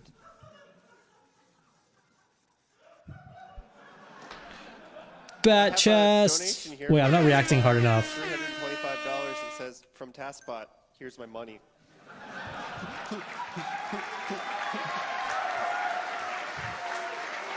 Hi. Hi. One day I'm gonna do like an honest React stream where it's like it'll be my I actually am drinking water. It'll be my VTuber model in bed You know, all that important information. watching YouTube videos, but I'm not gonna interact with anybody. I'm just gonna watch it like I would normally watch videos, and then skip around Everyone and knows that means 13. Yeah. Google random questions I have.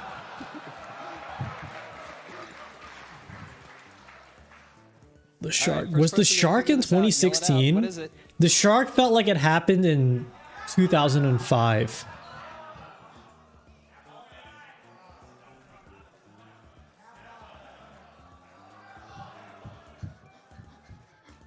Yep. All right, how old are we? Oh, that's not good. Well, it's okay because we're only 2. So We're only 2. Bad chest Twitch guy. Oh, yep, there it was. See, that was your birthday. So now we'll do the 100 question round for extra brain training. Left shark was peak to 2010s. Some brain training, apparently. I think that makes sense. I remember the left shark emo being popular. This is not a 2010 meme though. That last one was not a 2010 meme. That was interesting.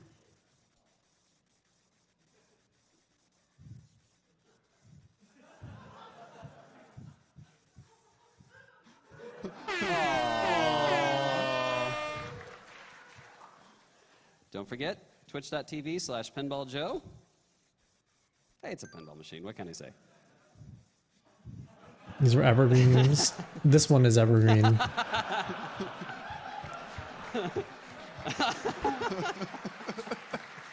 forgot about that one.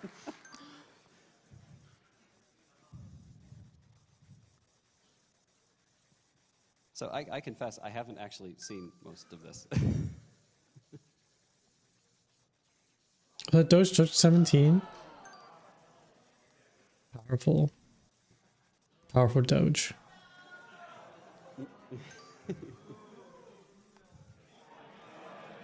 Nice, good call. You guys are getting good at guessing these.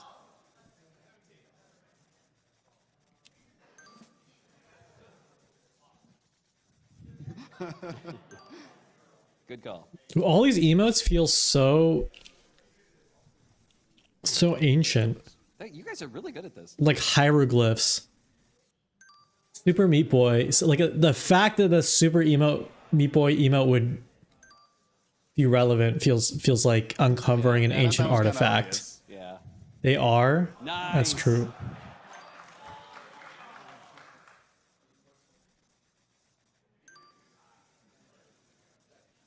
Dude, it is crazy to me that Friday Night Funkin' became a thing. with Pico in it, because I did not think about the concept of Pico for, I don't know, decades. Like plural decades. The last time I thought about Pico was All right. You know in what this time it is. his Flash game where you were like stopping a school shooting. Oh shit. Replace all emotes with Newgrounds characters. That's the Just World.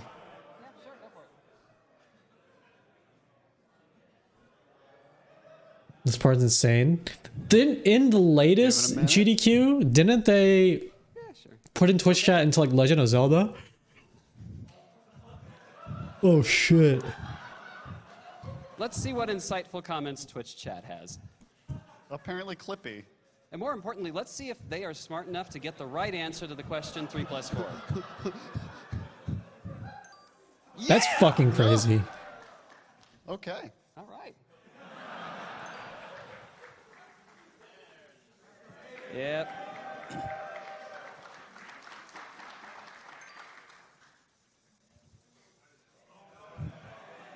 Nice.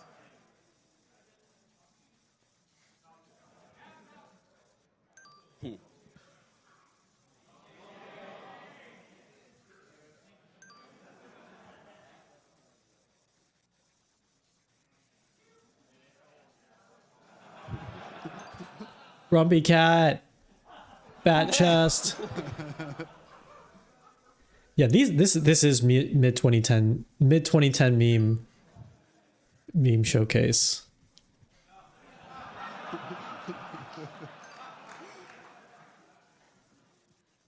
It's all memes and franchises I like. What is the closest emote equivalent to yabai?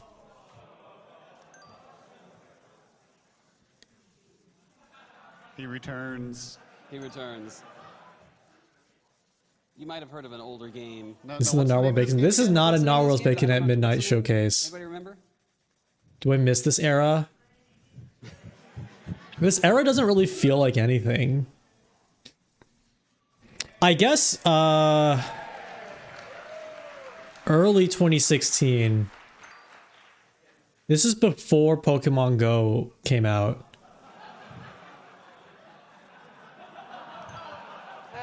That was like the last time we felt true like Obama era optimism.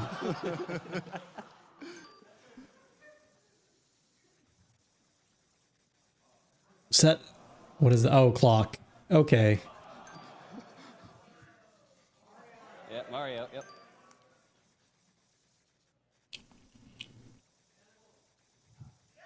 Is Pokemon Go the Divide? No, I think originally it was the Divide, but Wait, what is it? All right, what is it? Tell us what this is. What but is it? now what I believe to be true now is that after Lucky Star came out, that's like when shit.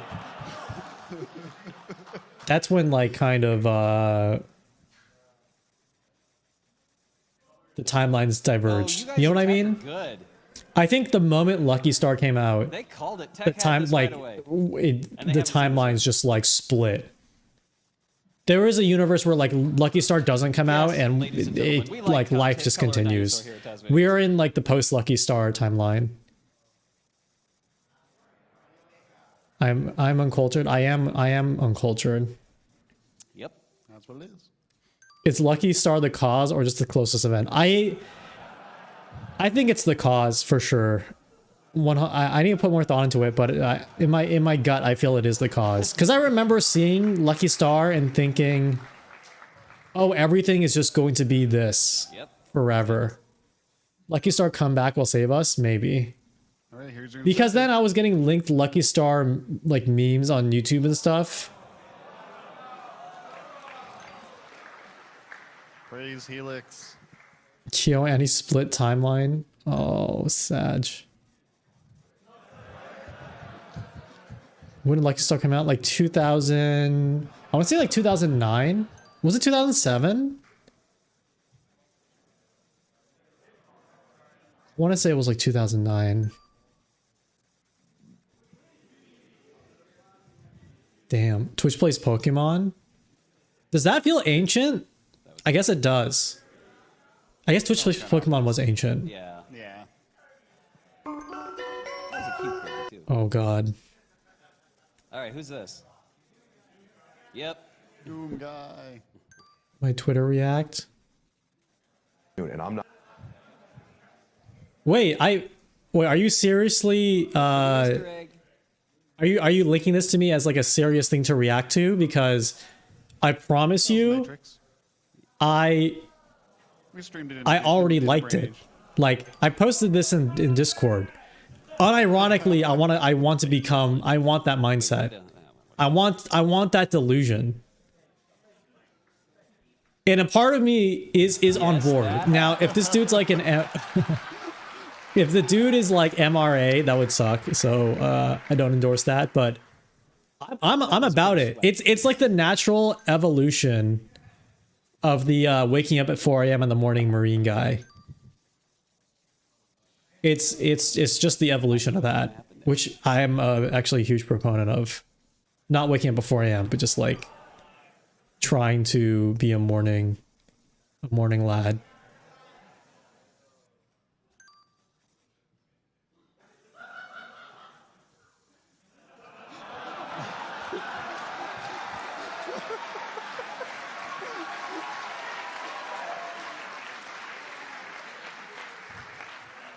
Any geeks and gamers in the chat? That was Gabe. Gaben. I run Linux proudly. That's Tux. But this was 2016. This is 2016. Those last 10 seconds felt like 2005.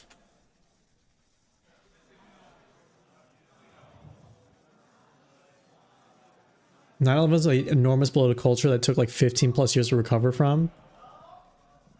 I guess so. We could watch the Disney Channel. We can watch the Disney Channel after this. How long is this? This is like a long bit, right? Sure. Go for it. Oh my god, yeah, it's really long. 30. Oh, they're like 6 minutes left. Twitch chat. Has everyone seen, or who has not seen? It's lagging. I'm like a substitute teacher trying to kill time before the bell rings. All right, what do you have to say this time, Twitch chat? 9/11 or Twitch inauguration are the split timeline moments. Just Knuckles.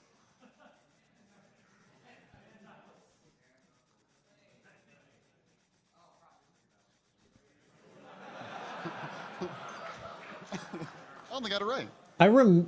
Like post 9/11, I remember now looking back was a weird thing, was a lot of radio songs were very pro. Why is he always I don't know. Yeah, I think I would say like pro-war, which is kind of weird thinking back on that now. The Disney Channel stuff, I didn't have cable at that time. I would have to watch cable like outside of my house, so I didn't see these commercials. But they definitely evoke a very like familiar feeling, and they're kind of super wild to see back in the like look at now. But it's basically a bunch of Disney celebrities. I think kind of like a well-meaning. It was a pretty well-meaning maybe campaign, because it's like, you know, how do kids feel about this post 9/11 world? But then you have a bunch of Disney celebrities talking about it, but never actually mentioning it straight up. I like. Trump inauguration was definitely the most irreparable damage that's been done on the internet. I don't know either. Yeah. We don't. Well, we're hearing all In kinds of many stuff ways, in the audience 9/11 like tonight. defined It doesn't all make sense, the but they internet. seem I to don't be think it getting this changed right it. alarmingly quickly. Like playing assassinate Osama bin Laden games on Newgrounds is like, I feel, maybe just as someone who's grown up in that era, I feel like that is such a foundational aspect of the internet.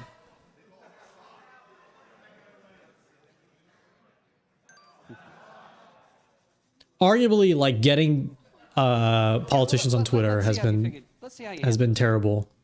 And the blue check mark, I think, two horrific, terrible things that has happened. It's all being undone though, so that's kind of bat chest, I guess.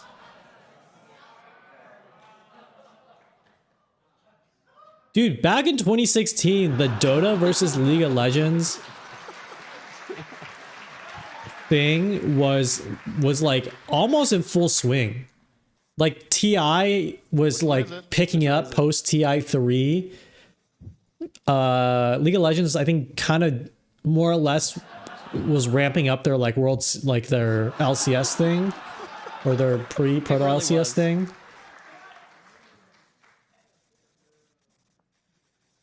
Flash games from then on were killed as unpopular, celebrating now. No, I think that was always true. Props to Weatherton. It was in full swing at TI 34. Yeah. Basically. Pretty much. Volume. I'm not sorry, I'm not reacting hard enough. Who is this? Rick Astley. Which one of these memes have had their redemption arc? I think it is Rick Astley definitely has his redemption arc. I don't want to say Gabe Newell had a redemption arc, but Gabe Newell Oh yeah, that's a testvideos.org logo. Has not been like publicly shitty with his money. Possibly privately shitty, we don't know, but not in like an annoying way. I thought the Steam Deck would be annoying, but it actually is good.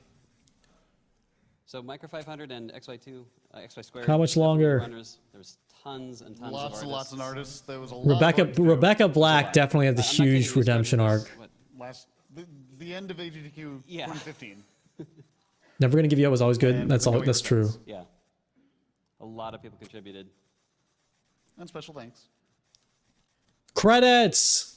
That's Bat Chest. Okay, let's watch the stands clip. Respect your elders left in diss track. You're memeing. You're actually lying. No way this exists. 1,000 views?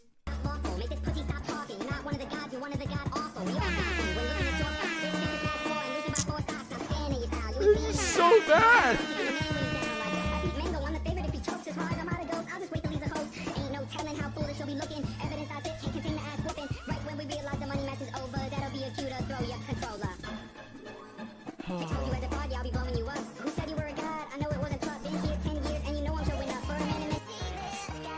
Nightcore Praise and Worship Song Collection?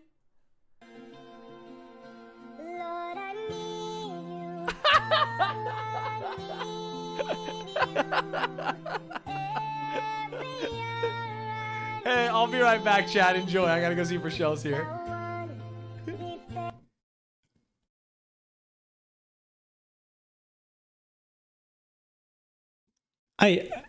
I feel like I would expect these things to exist. If you, I don't know how to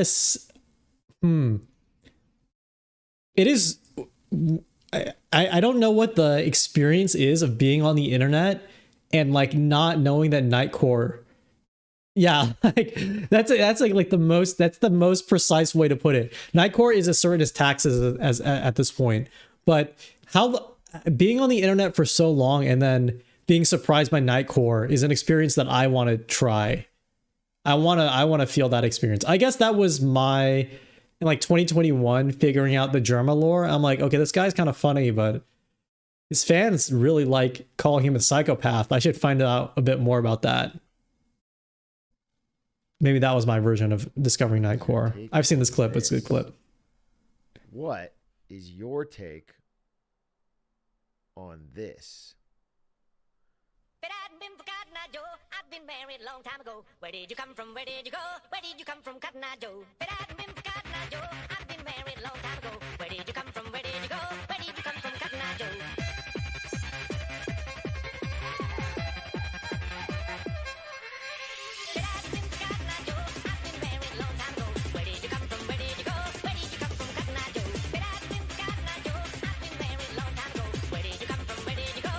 Yeah, it goes hard. Definitely a Pog moment.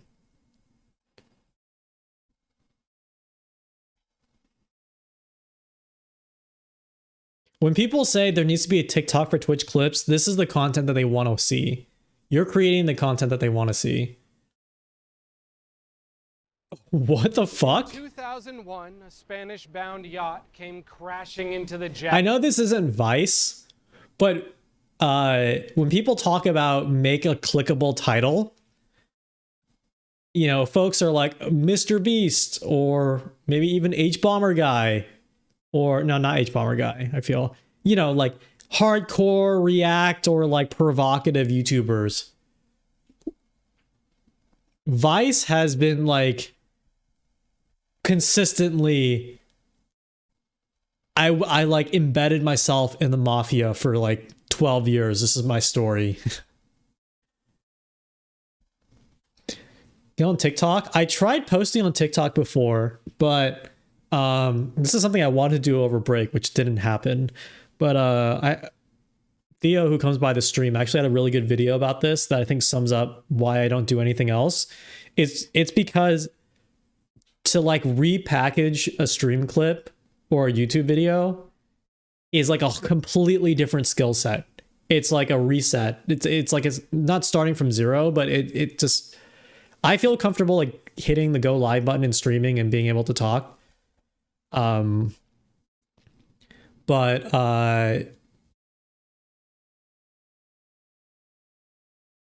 Redoing the stream as TikTok clips or whatever is hard. I do have ideas on like making native TikTok clips, quote unquote native TikTok clips. I have like a string, like this thread of an idea that I'm kind of excited about that I want to work on. And it could even turn into like a nice YouTube video. And I like that because it feels better, because I just hate the idea that I have to like stream, make YouTube videos, and then people come check out the stream as discovery. Because my mindset is I just like streaming. That's it. I just like live streaming. I think it's cool. Like the concept I think is cool, and there's like a lot of stuff to explore there. And so doing like YouTube highlights is just like a means to an end thing. But then now I've thought about like a YouTube idea that I think would get me as similarly excited for doing something like that versus, you know, Twitch. I've tweeted this a number of times. I've said this a number of times. The idea that you have to be posting on TikTok and YouTube your stream highlights. The reason why I think you have to do like the stream highlights is so people know that you stream, like versus someone makes YouTube videos and say, hey, I also stream. It's like a different vibe to get people over. The idea that you have to take your video, make a highlight, and post it on YouTube off of that is the exact same vibe as if you've ever been a student who's had to go to school and then do like a shit ton of extracurriculars just to stay, you know, competitive with your other students, if that's like the game that you're playing. It's the exact same fucking vibe. It's like, oh, I also play baseball, and I also play varsity tennis, and I'm on the debate team. And it's all in my college. And it feels the exact same fucking thing. It's like you have to do, it's like you can't just vibe and chill normally. You have to do everything else. And it sucks. It sucks hard. Yeah, do this side shit. Yes, it's basically tipping culture. It's like you can't just do the one thing. You got to do the other thing. Anyway, I think the concept of editing videos seems fun to me. I've been following a friend who they're a professional YouTuber, or like a video shooter for a YouTuber, and I like to watch them talk about how they think about stuff and their craft and everything like that. And recently they started their own channel. They reached a milestone recently, which I'm really happy for them. But I think it's cool because it's like, I like it when people nerd out about their craft, but it is a completely different fucking beast of a thing. Entirely. The end game for live streaming is kind of precarious for creators too, because it's like you have to be live all the time. You see a lot of like larger creators, unless they truly love what they're doing, like their thing. Like Hassan is like, he wants to be the biggest political live streamer, etc. He's really good at it. I think it's tough to be live constantly like that. Jagged rocks off the coast of the Azorian island of São Miguel. And yet it raised no alarm. A lot of people It asked don't for think about the no end game, help true. From the Coast Guard. Despite the very real risk of death, its pilot didn't so much as make a peep. Which makes sense, because in its hold were 2,000 pounds of pure, uncut Venezuelan cocaine. I just did it out of the goodness Oh of my heart. God. I'm a good smuggler, a man by the... One has to imagine that June 6th, I'll be the world's greatest bus 2001 YouTuber. was a pretty That'll be rough up to my day for the AI. Sicilian Mafia. One of their smugglers, a man by the name of Antonino Quinci, had just washed ashore in a country he wasn't supposed to be in. He was supposed to be in the Balearic Islands of Spain, thousands of kilometers away, filling the ever-hungry noses of the partygoers of Ibiza, and in turn, lining the pockets of some of Italy's worst men. But obviously, he didn't quite make it that far. A particularly violent Atlantic storm had crushed Antonino's rudder, and limping through those death-inducing waves, he aimed his yacht towards the closest possible land and began disposing of the cocaine that lined virtually every available space in his cabin. $65 million worth of high-test Venezuelan drugs, not exactly something to sniff at. He must have known that the authorities would be coming eventually. After all, he was illegally entering a country with an enormous amount of contraband. So, naturally, he started disposing of his cargo as soon as he got close enough to shore to bring it in. He wrapped it in fishing nets and headed over to a nearby cave where he then tied it to the bottom with an anchor. And by that point, given how badly things had already gone for him, you can imagine that, no doubt, he felt that his best bet at survival was to save as much of that cocaine as he could. Those ocean waves might have been a potential killer, but you can only imagine his Sicilian bosses were a guarantee. Yet unfortunately for him, his bad luck continued, and as soon as he was back on that yacht, the rope holding his secret little treasure snapped in the ocean current. Unbeknownst to him, dozens of those bricks of cocaine began to unravel from their nets and gently float away. Kilo upon kilo spit up onto the rocks of a town that for the most part had never truly experienced the full weight of drugs. Sure, it might have been one of the roughest One places Piece on the is island, real? but this was still the Azores. Coke cost over €100 a gram. It wasn't like people were going on benders. Most people here were either too poor or too disconnected to have even tried it at all. Certainly nothing like what they'd experienced on that day in June. Nobody knows exactly how much cocaine was aboard that ship, and obviously Antonino's not telling, but That just okay. within So hours, I thought the a lot police had about. been brought Wow, there must be a lot of 290 pee and poop in the kilos. Within 2 ocean, weeks, that right? had risen up to 500. That just gets diluted out. There's gotta And be even though they got like the cocaine. lion's Like I share, didn't think about the obviously there were cocaine. some locals who weren't as civic minded. What happens and if they like scoured what the happens if rocks looking cocaine for whatever spills was near left like over. marine life? They found quite a bit. They found presumably There was one lady on TikTok who was snorting too much 200 cocaine. They had to rebuild her kilos nose of on her cocaine, forehead. enough for 40 Holy grams fuck! For every person in that town. Enough for a gram and a Going half to the for ocean. every person on the island. Probably even more. Every gram for every person. I've To been quote a local the fisherman, they had anti-drug. gold, but they didn't know how to work it. It was too much. The to take in over anti-drug too short a period. programming This that I wasn't some got local growing up, mafiosa. It was the average people of a grungy definitely small has town that for the most part spooked me had off only ever made cocaine. fishing nets. I am like surprised at the amount of people They were just who generic dudes. And so do naturally, cocaine. the stories Actually, from and I that don't know if period that's around here because are I just insane. am ignorant about it. I don't 150 think I will grams ever being try sold it, for but $40. I am Cars surprised by the packed amount so of people full who coke that even who their do coke. ceilings were stained white. Day laborers setting up IV drips so they could go on week-long benders. It was 0 to 60 in just a few days. Before long, people started coming from every corner of the Azores to buy the now infamous it must be cocaine hype with though. rapidipation. If people, They if smuggled it's it back to the other islands addictive in milk and cool, containers and in the bellies of their same. fishing You ships thought it was so because much. Yeah, I thought who it was was gonna like the stop them? It movies. wasn't like they were The crossing high doesn't any even borders. last that long. Coke That's flooded the not first I've just heard San that. Miguel, but into every Like I remote don't corner know of that these much tiny about little it. Rocks. Even the farthest flung farmer in the hardest to find field had his chance to snort that white powder if he so wanted. So immediately, naturally, the Also, the hospital started concept of noticing that snorting something had changed. freaks me Nobody out. here came close to having a high enough tolerance to handle what I they was did. watching like a Breaking Bad died. clip. I don't know if they And were within the week, joking, newspapers but started to document a massive increase in cocaine-related heart attacks and overdoses. Aaron Paul up was until then, like, virtually I hope I got unheard the of in actor's these name right. I always blank. It was like so embarrassing to blank on their It names. was like a literal ton of It cocaine. was and talking about he would shore. snort the fake And meth if and get a things had sugar turned out high. a little bit I'm different, like, okay, it that's might have been all this ever was. Just a few harmless, but weeks of like that's debauchery in some through small your forgotten nose. corner That's of a fucking small forgotten wild. corner. And as odd as it is to Burn say, if holes in your Antonino sinuses, got away, if Jesus. he'd never been punished, I suspect that it would have probably died right there. Doesn't last a lot. That's why they do a lot of it. True. But that's not what happened, because the police got their man, and before that mafia-connected professional smuggler could fix his ship and head back out on his way, he found himself in the prison. Yeah, dude, addiction's crazy. And as it turns out, prison even as a is curiosity, great place to I meet can't even. I can't even imagine myself trying He was a it. big deal. He was in the news. He was Italian mafia. Anyway, He after this, single-handedly I exploded want to the show you drug guys scene like here. a couple So in drum that machines I've been looking he at, was a celebrity and from then the moment he entered those maybe you can doors, help me the pick some man out. with the Then we golden can connection. maybe move on For to many of those some, locked up you know, alongside him, they knew monophonic that this was their best chance to synthesizers. ever make real money. So like a casino coming across a You whale, snorted some of fake those meth. bad old boys of those dark Azorian Phones at halls 2%. flocked to their new Sicilian cellmate. And when he escaped a few days later, they chanted Rip. his name from the yard. Dude, He didn't the even have other to thing that hide is he climbed the this is fence like in more full normal, view of but everybody, it actually hopped on a in little this scooter, this is and then this is just like a drove boomer off into take. the hills. Of course nobody stopped. him. Absolutely This a is an boomer American take. Supermax. This is the Azores. It Who amazes has the me how balls much to Twitch kill people La watch Cosa on like their Nostra iPad or their minimum phones. The guard on duty testified that he didn't want to This risk is the lives my of pedestrians I am walking out of outside touch the prison by shooting like them take, down, which but is I'd argue it was probably wow. a People different watch a life lot of Twitch on their phones. Doesn't that Not drain that their I battery heard it, like of course, crazy?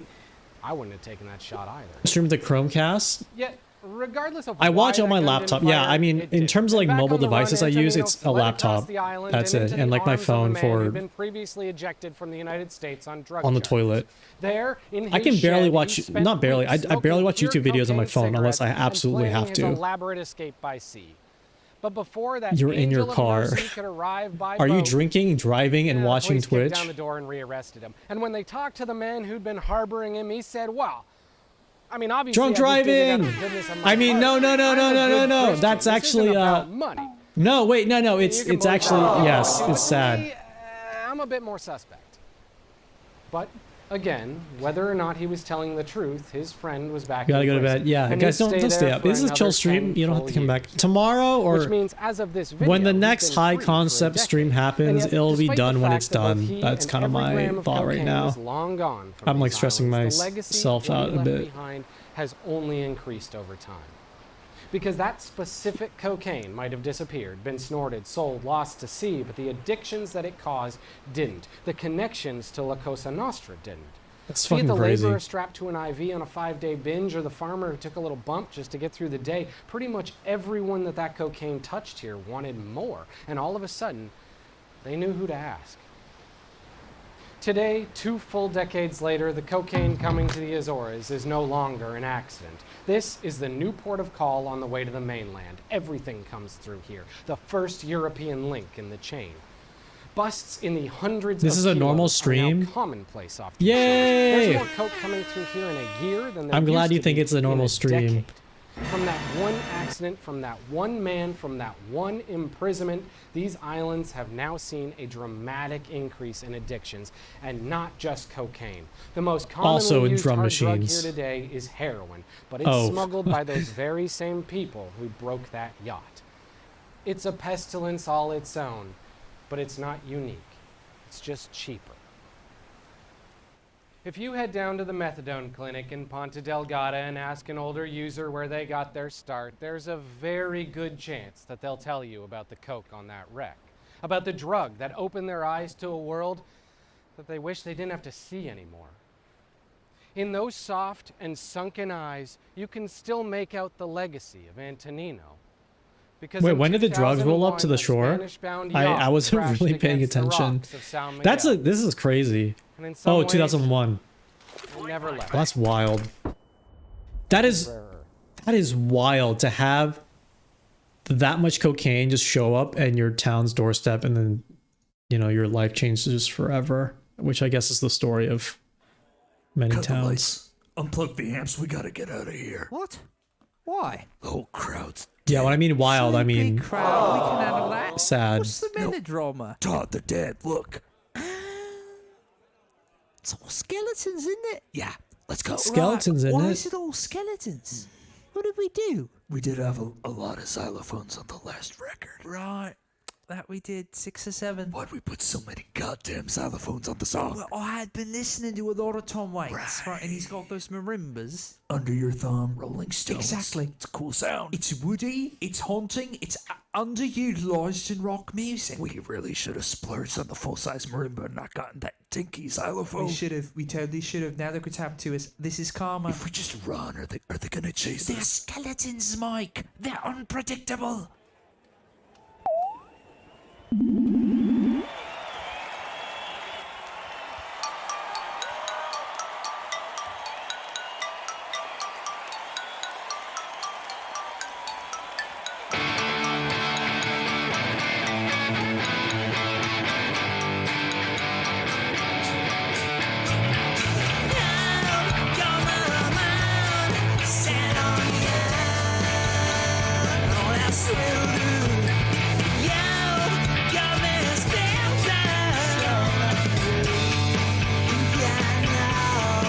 I'm not hearing the xylophone. I'm not hearing the xylophone working in the background, you know? Like they're making a big deal about the xylophone actually being sick on the record. I'm not actually hearing it. Maybe because the build up was the joke. Maybe if I just played the track on its own and be like, wow, there's a xylophone in here. It's just kind of there. It's buried. Yeah, it is buried in the mix. It is buried in the mix a lot. Aww. Sad. I've been watching a ton of Puppet History, and I play along. It's a good series. It is a good result from BuzzFeed imploding. And then there was one episode where there was a Try Guy. There was an Attempt Andy on the show. It was wholesome though. It was before the Try Guy drama. But I don't know. It's really fun. I like learning about history, and then they have these little quizzes, and I'm a fucking toddler, dude. I love learning. I love puppets, and I love quizzes. And I love reoccurring characters.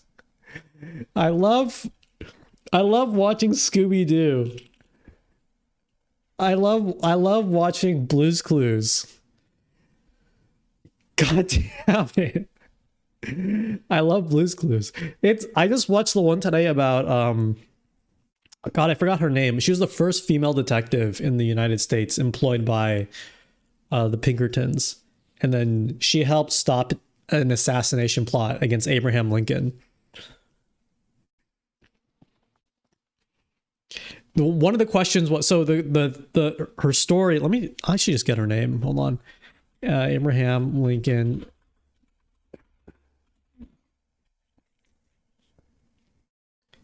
Kate Warren.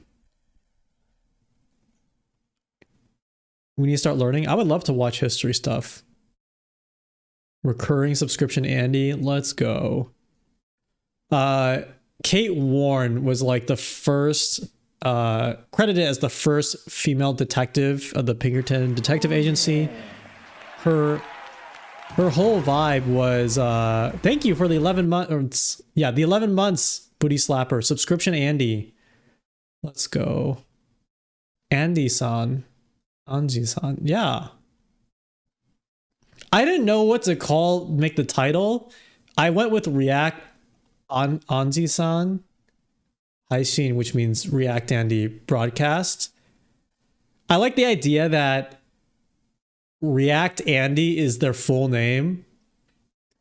And and then if you're like cool with them, you call them React, like on a first name basis. Drunken History. I haven't seen Drunken History in a long time. Thank you. Yeah, thank you again for the 11 months, Booty Slapper. I remember being in Jams's chat, and then Jam said, thank you, Booty Slapper. And I'm like, that's the best fucking name I've ever heard. On Twitch.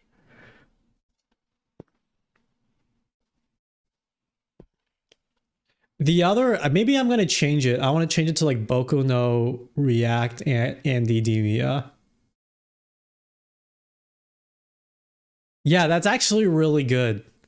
That's the title of the stream. Boku no React Anidemia. Yeah, that's really good. I'm gonna do that. Is that? Hold on.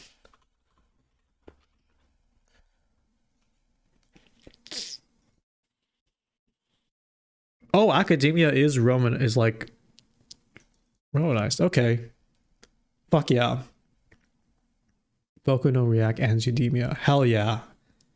That's gonna be that. I'm just gonna. Can I change it right now? Oh, I can. Wait, I added this emboss. Wait a second. There are things happening. There are things. Okay, for some reason, all this clicking has led to a very cool look. Oh, this is so gaudy. It's perfect. It's kind of perfect. Maybe it's black.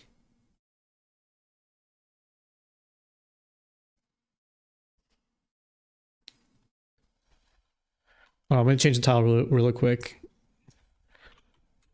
Boku.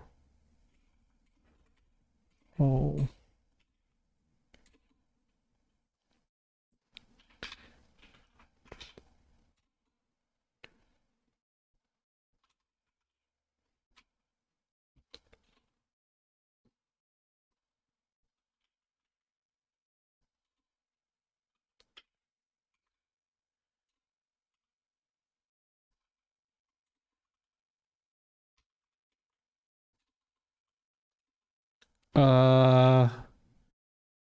Hold on, the way that my computer handles these characters is really annoying. I have to use the mouse a lot.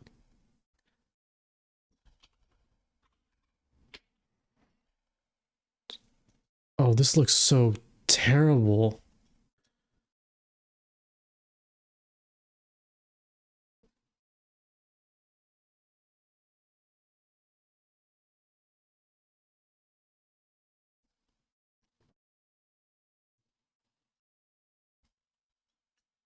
Maybe if I make this one. Oh, perfect. This is perfect. This is actually so perfect.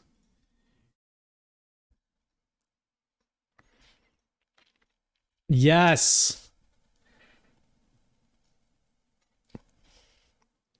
I guess it looks okay.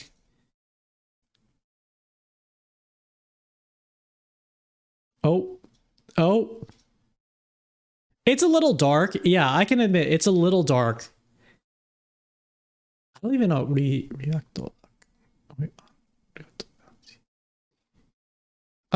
It could be formatted better. Oh, you know, I'm dumb. Okay.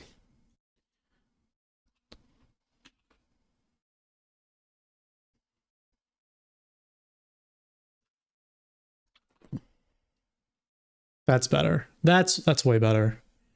Yeah. Tasting history is your personal favorite.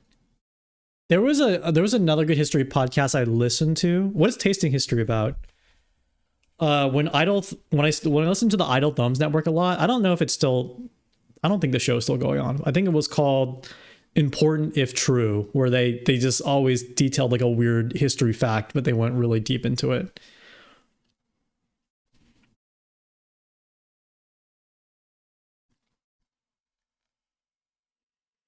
I think it needs to be a little brighter.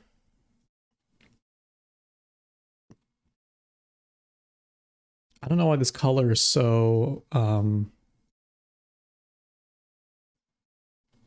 yeah, it's like kind of the dark overlay.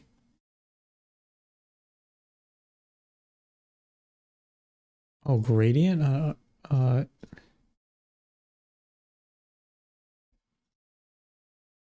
What is it? No, I don't want a gradient. Oh, hold on. This is actually bat chest, but I kind of mix it with the right color.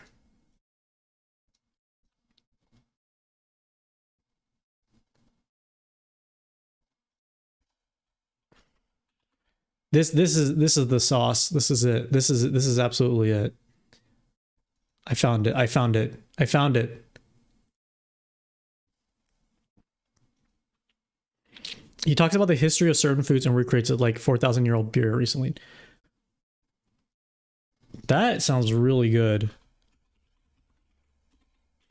Have you seen this dude? This dude's still making videos, which is impressive because I think he's been making videos for like a decade. But he's like a LARPer, but for like the 18th century. So like around, I think with like a focus on like the U.S. Revolution. Early American breakfast. I love it. I fucking love American breakfast.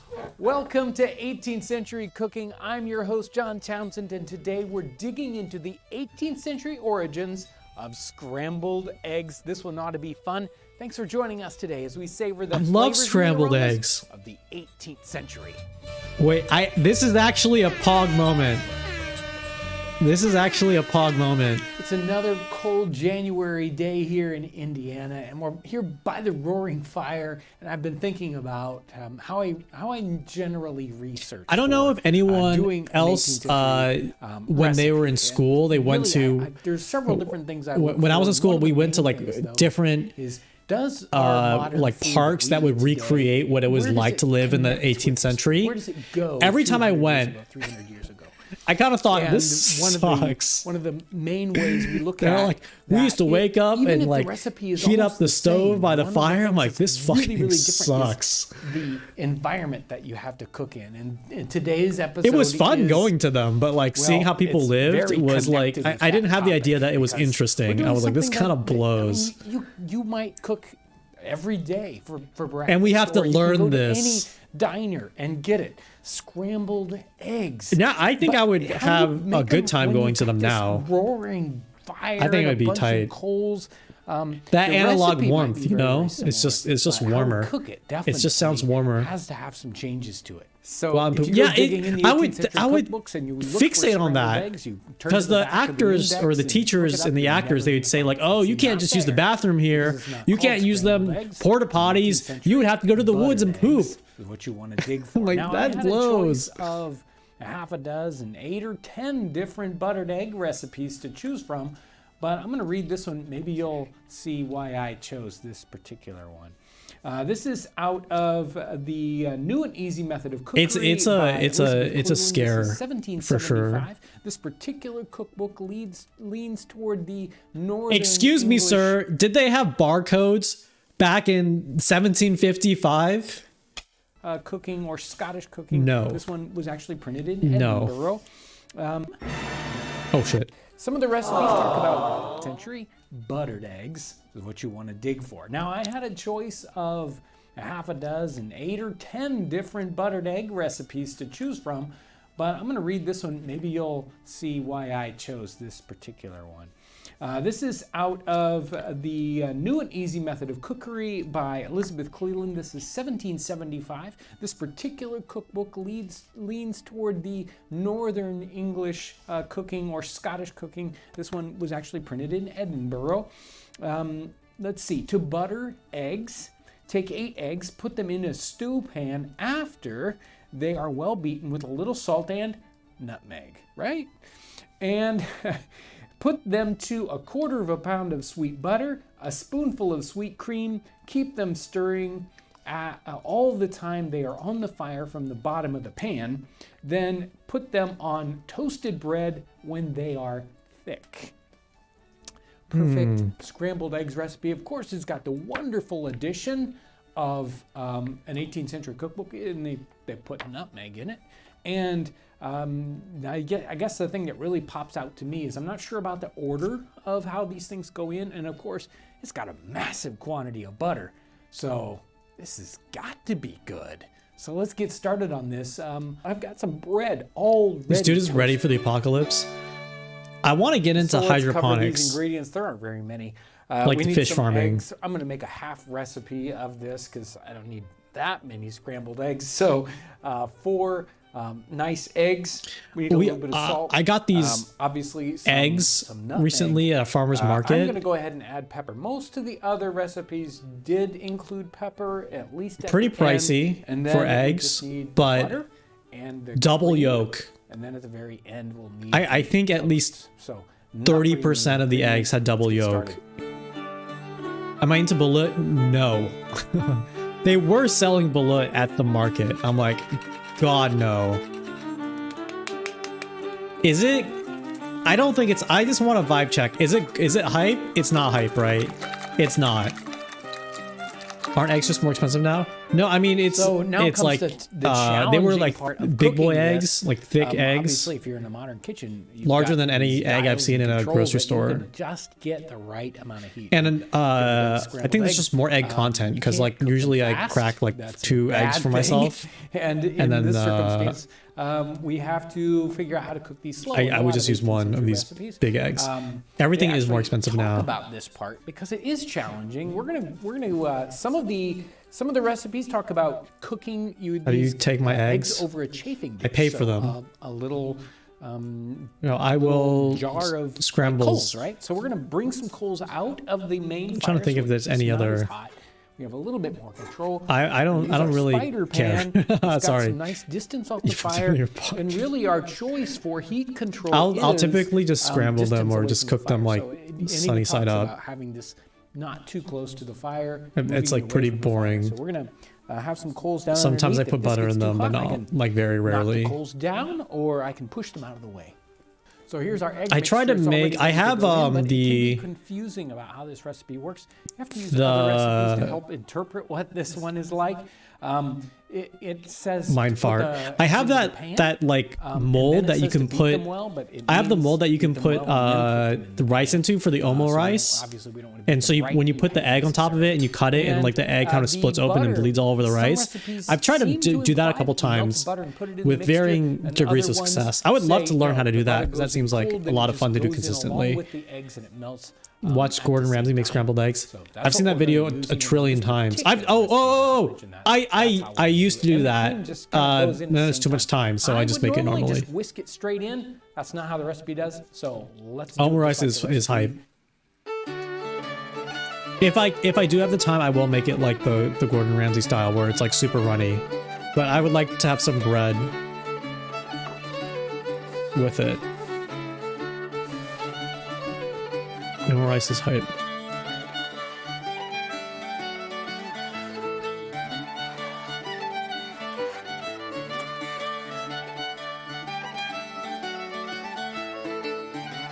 $15 million or so birds have been killed because of the flu. Holy shit.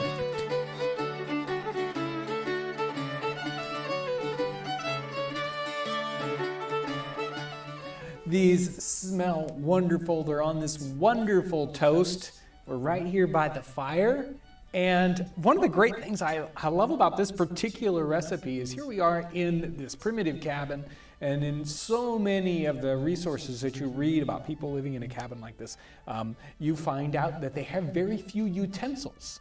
And the bread is the perfect utensil in this case. It's actually made to pick right up, eat off of it. You don't need a fork, you don't need a spoon, you don't need anything. I want to be as happy as this dude. Eggs. Let's try them out. You would never sit too close to a fire. That's true. It's a little scary.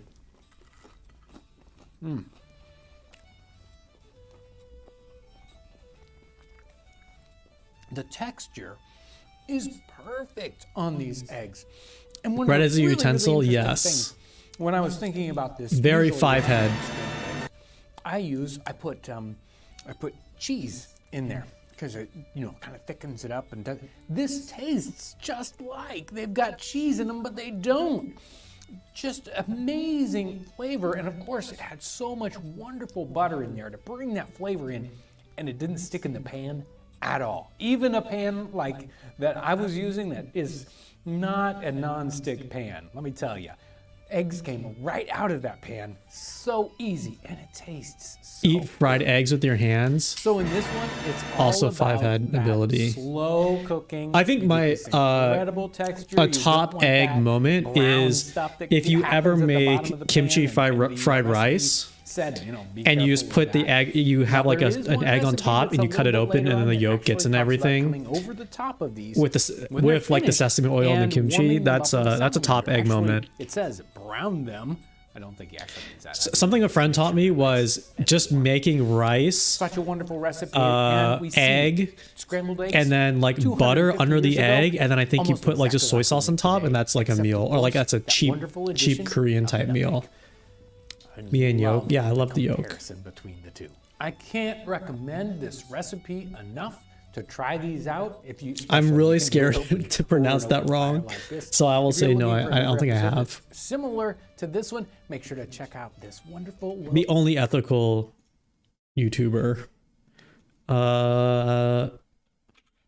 Hydroponics.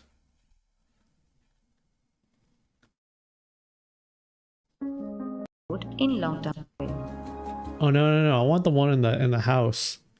The hydroponics YouTuber. This episode's FTR shoutout goes to Star Bro. Totally unnecessary decoration that is not doing anything. You prefer a bit at the perfect places to show off this.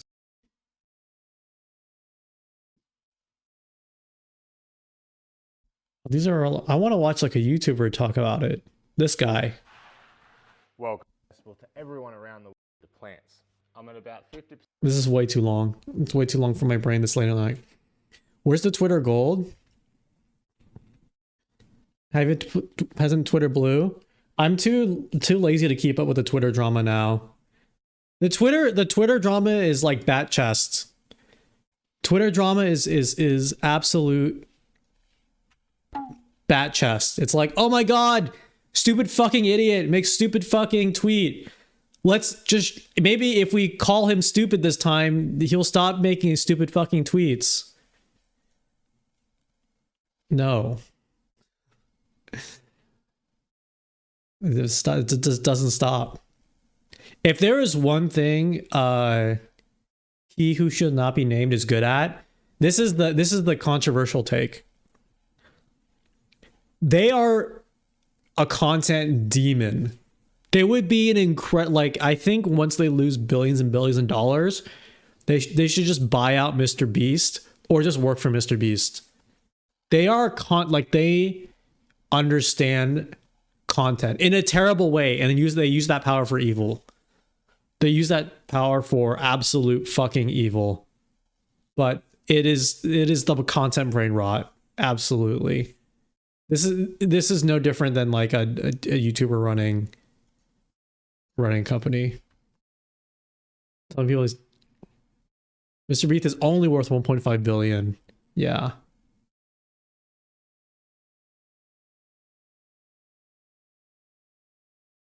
Twitter drama bat chest. It is so bat chest, dude. I just don't care. And this is why I know Twitter might just straight up die if it keeps on this trajectory. It's not the servers suck. It's not the it is not the I don't know, it's not the moderate. I mean, the moderation sucks too, but it's not any of that. It's not the business model is going to incinerate itself, which it probably might. It is the content fucking sucks now, dude. There's the same fucking main character every day. Remember? Do you remember 2021? That was Bean Dad. We went from Bean Dad to whatever the fuck is happening right now. Bean Dad was so good.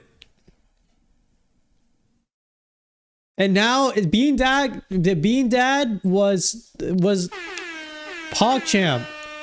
All right? Whatever's happening now, bat chest.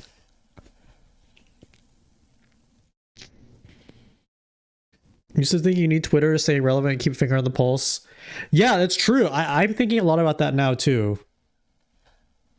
I literally think if I just deleted Twitter and just focused on making, because Twitter used to be great for me to have people find my channel. But now I'm like, I think I should just put that energy into making YouTube videos that are similar to stuff I would make for Twitter. It would just be on YouTube.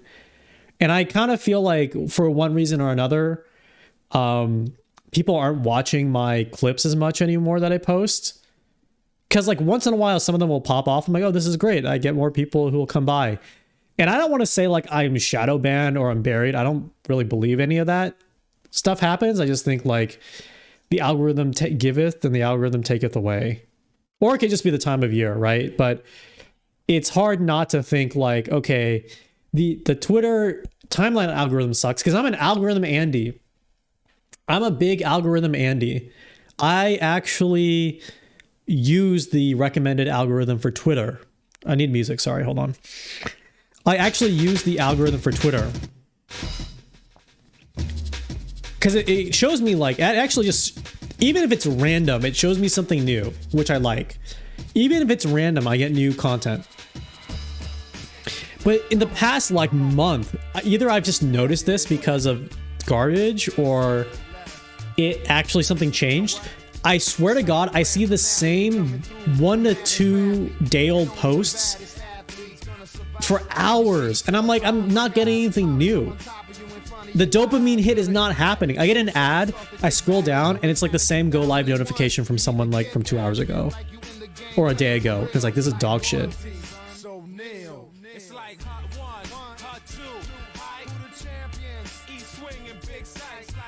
A lot of content creators tie their success to Twitter follower numbers, but in reality, their viewer discovery is from collabs and YouTube algorithm on Twitter. I agree on maybe I don't know about the second part because I don't know what makes people successful, because if I knew, I would know. I would replicate it, I guess. But yeah, I definitely talk to a lot of people who are like, I need the check mark, or like, I need this or that, and like, it's important. I'm like, I don't really think so. I'm a content libertarian. That's my problematic political take. I'm a content libertarian. I am not that you can say anything online. No, that's not it. I am a just make good content, like just make stuff and put it on the internet and have fun with it kind of vibe. Yeah, so like I have to constantly switch back to like the new, like the most recent timeline, which is fine, but also when something is happening is dog shit, because then it's just the worst takes directly beamed into your head. I just want to see cool art, funny clips, interesting clips, and then like people posting fun things.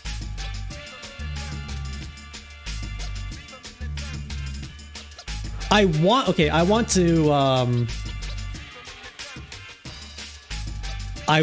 to get into like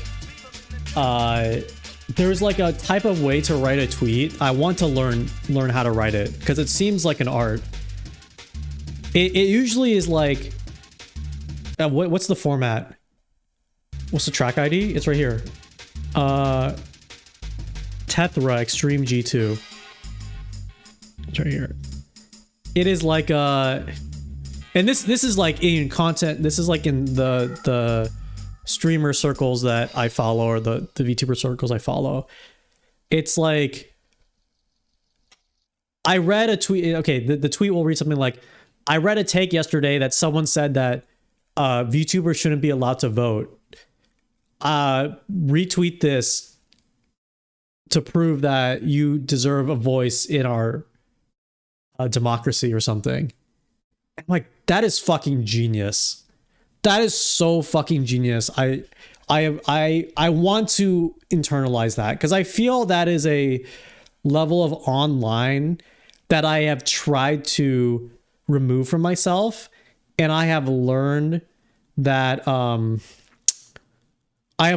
was wrong. That was wrong of me to think that I could be above that in any way. I need to embrace it. I need to embrace it. Because it does two things that I love about the internet. One is it gaslights you. It's like, wait, who's saying that VTubers can't vote in the upcoming election?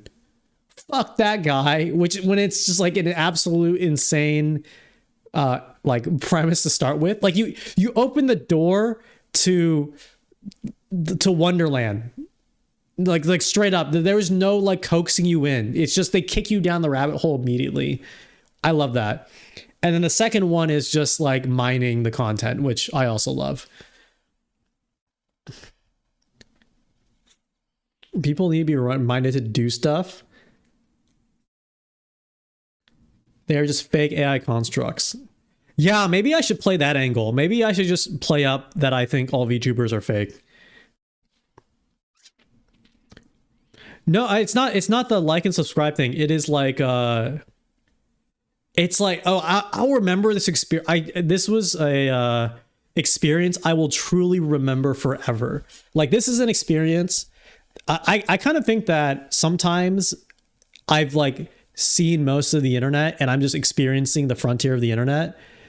But this is something that I've experienced before, and I was like, wow, this is a true look into what is happening to America and just like misinformation online. And it was in such a nuanced way that isn't just like someone is lying on the internet. There's a really good video about this phenomenon that I like, that I experienced with VTubing tweets. Okay. The video is called Opa Homeless Style. This video is brought to you by Curiosity Stream. And this is, I have no idea actually who this YouTuber is. I think they apparently make really good videos, because this video is a fucking slapper. It's an hour long. But it is I actually think if you care about not misinformation, but like how information is created on the internet, this is such a valuable, at least to me, was such a valuable video to experience, because it is not just like misinformation is created on the internet.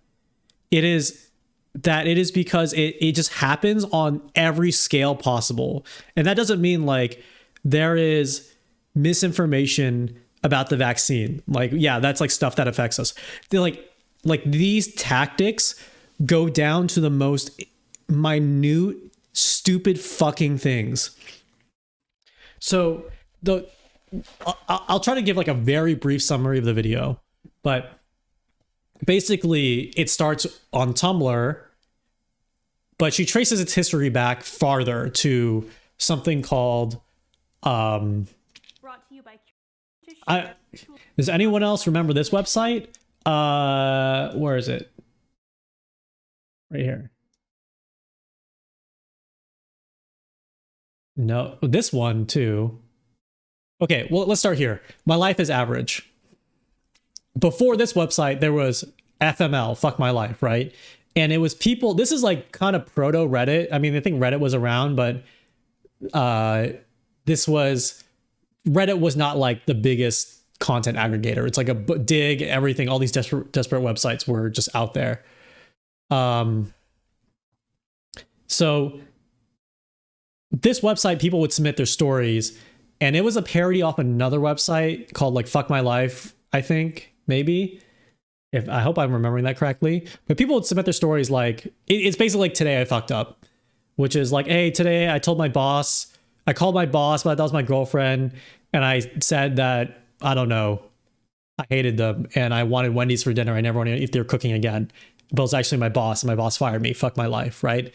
So then that pivoted to someone doing a parody website, which is like My Life is Average, which is, today I went to work and I cried. My life is average, or something like that. Right? So like the point is like the stories are mundane, but it's funny because they're mundane, because like most people are trying to like make things up, or not make things, or like dress up their stories about how shitty their lives are. And so she goes into this this rabbit hole of, yeah, a lot of these stories are fake. You know, people in this internet context, they'll fabricate stories just for like the upvote or whatever, right? Or like they'll fabricate stories on the internet, which is not new. But then in the context of like Tumblr, where is it? in the context of like Tumblr, kind of the wait, how would you say it? It's like the I think it's like the stereotypical thing that people think about Tumblr, which is people, they'll write about a situation in their life in which they're able to stand up for some like social justice value or something, right? Not in like a pejorative way, but like actually I was working my job, someone said something racist, and I told them racism is bad, that's very naughty of you. And I'm writing it here to share my experience with you, right? Which there is a level of like perverse incentive to lie about those situations even existing, even though maybe a lot of them were true or maybe not. I don't know. But that became like a format of people, right? Maybe people in the chat, like Easy Cheesecake, were on Tumblr way more than I was, because I definitely was not. I had a Tumblr, but I was like not Tumblr pilled. I just used it to look at cool pictures. Yeah, there were people who were pretending to be like LGBT POC. Oh yeah, there's like deep drama, other deep drama there too, where I don't know if this blew up, or like maybe I heard about it because it blew up, but there was someone who was faking to be like a POC Alexander Hamilton fan, writing Alexander Hamilton is like something to do with AIDS. I don't know. It gets fucking crazy. Anyway, people make up identities now for clout on the internet, which is wild. So the inverse version of this is reactionary right-wingers writing like the opposite of this, right? Which is like they write the blue-haired crazy SJW person did this at work, and I told them they're being crazy blue-haired SJW person. And that kind of flips into another version, I think, which is Opa Homeless style, which is like writing a parody of what they think, I don't know, Tumblr teenagers write about. So there was like an insane story of someone, I can't do justice to the story. I would highly encourage you to watch the video. But basically, it's a story about encountering a homeless man. There's some exchange around like, I don't know, the homeless man wronged them in some way, yelled at them, harassed them, then did the Gangnam Style dance and said Opa Homeless style and like left. And the story is like so far-fetched and like obviously fabricated that it, you know, catches wildfire, and there's like discussion around like fake shit on Tumblr. Long story short, they find out the person writing shit like Opa Homeless style is like one guy, because like there's a ton of these stories start proliferating, and you would think that it is because there's like a counter anti-left-wing movement on Tumblr, right? Like, oh, Tumblr's full of like weird SJWs who like, I don't know why people are fixated on this, but they have blue hair, etc., whatever. But it's like one dude. It's one dude like writing it and proliferating it among like weirdos. I guess they're more weirdos, right? But it's like one dude creating the content. And then they find out it's like a small ring of people, very small. And so it basically illustrates how like we will hyper fixate on like a small group of people online and make it like such a larger deal than it is, when it's literally just three shitheads in like in a room, right? But then it's like to people's almost perverse incentive to make it seem like a bigger deal. Anyway, it's such a fascinating look at misinformation online in a way that's like, I think, more deeply tied to how people actually behave online, the incentives, the history of being online. And I think it's good that it was in Tumblr, because Tumblr is just like a hyper real version of this. Anyway, back to the VTubing thing. In like late 2020, maybe early 2021, when like VTubing was becoming really accessible to people and people were becoming VTubers, there was one tweet that I saw pop off, which was this one VTuber claims that you cannot be a VTuber unless you have an art degree. And obviously insane take, right? but it starts like, you know, obviously blowing up because it's content to say, hey, I don't agree with this. You can be, you know, it's like it's cool. It's actually wrong, you know, it's wrong, and you can like my tweet if it's wrong. If you agree with me that it's wrong. Like obviously it's insane, right? Same way if you say, hey, retweet this if you think that I don't know, you shouldn't eat other human beings. Something insanely ridiculous. I heard someone say that they enjoy eating human beings when they're stranded on an island. Well, I kind of think you should never eat human beings. Ever. I just watched the Mr. Beast in an Antarctica video, and I thought it would end with him eating his friends. But it didn't. Anyway, I actually, for one reason, you don't need to eat food to live. Yeah, you can just drink Soylent. Somehow, not somehow, I'm an insane online person. I found the person who said this, who gave the original take. Legitimately had 10 followers on Twitter, and at the time, I think like 3 VOD views when they said it on stream. And it's like, you know, some weird offhanded comment or maybe some weird rant on stream that they just had. And this take was fucking proliferated, right? But it was just one random person. I feel like I'm going insane. I'm sorry. I feel like I'm going insane. But it's like that was the moment where I stared directly into the void. Right? Like that's when I saw the fucking, you know, at the end of Interstellar where he's like in the 5D Tesseract and he sees how everything is connected with love and gravity, and like every action leads to a reaction, so he has to like reach through time. And I'm sorry, I'm spoiling Interstellar, but I see it. I see the world. I see the lines, and the line I see is reactionary VTuber take to literally just like Fox News reactionary mainstream media. I was like, wow, this is exactly what happens. It's like this tactic is employed by the most powerful people in the world to say like, oh yeah, your insane teacher wants to teach you that gay people exist and therefore they're going to trans all our youth or whatever. And that's like maybe like a fabricated, insane worry in the same, not vein or even stakes, but the tactics used are like virtually identical. Definitely the stakes are not the same. The stakes, like the stupid online take stakes, are nothing. But I'm like, this is fucking terrifying what I'm witnessing right now. Anyway, thank you. I'll send you, how do you want to be paid for this session? I can send you invoice me. Cool. Can we do another section? Are you free for another session next week?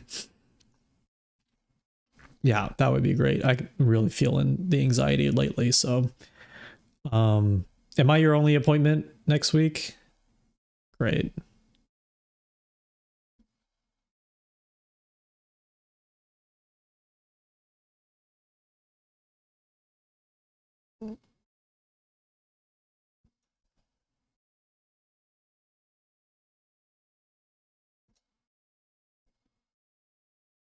Cool. Well, that was it was a great session with you today. It really helped me get a lot of things off my chest. You said that I might not be in network. What does that mean exactly? Like, do I have to pay a bit more? I mean, that's fine. I mean, I feel like you kind of understand what I'm talking about. It's kind of hard to find someone who understands, you know, the insanity I'm spilling. So not like literal insanity, you know, that's like up to you to decide, but yeah. Sorry, that's a really long-winded way to say you should watch Oklahoma Style. Such a fucking good video. The bill's 243K. Oh god. Something about AI VTubers not knowing if they're real people or not. I am not super freaked out about AI VTubing, I guess. I don't know. Maybe I should be.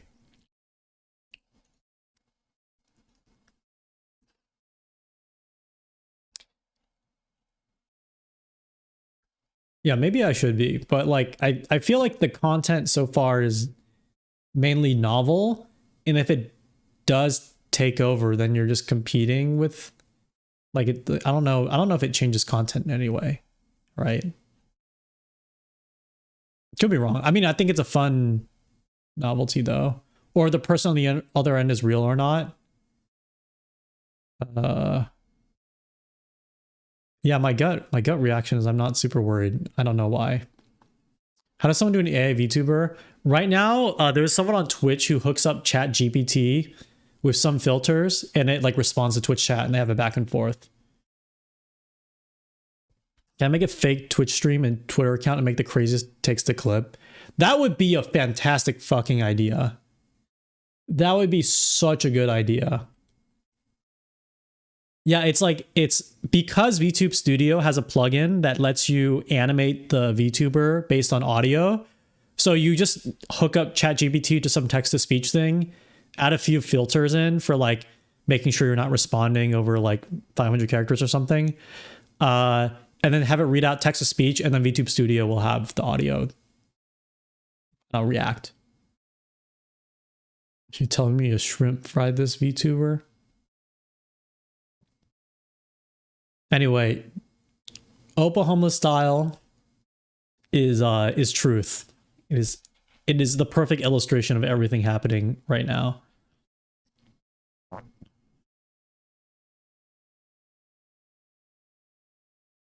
Is this what culture wars are? Yeah, this basically is like a primer.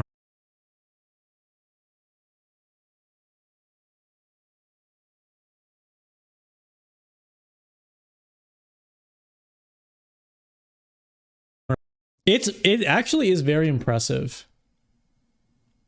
It's actually super impressive. Maybe I'm being too cynical about it, or I'm not afraid enough. A lot of it, another take I saw, I wish I saved it. But I think about this a lot now, which is how much of, I think, I actually kind of hate using the word AI because it's just like ML and natural language. I guess that's just AI. I'm excited to see the AI tech where it goes. I do feel a lot of the application now excitement is around, and this is not my original take, but it's something I saw someone say on Twitter, which is you type something into a computer and it gives something back, which is, I'm like, yeah, that's accurate, I think.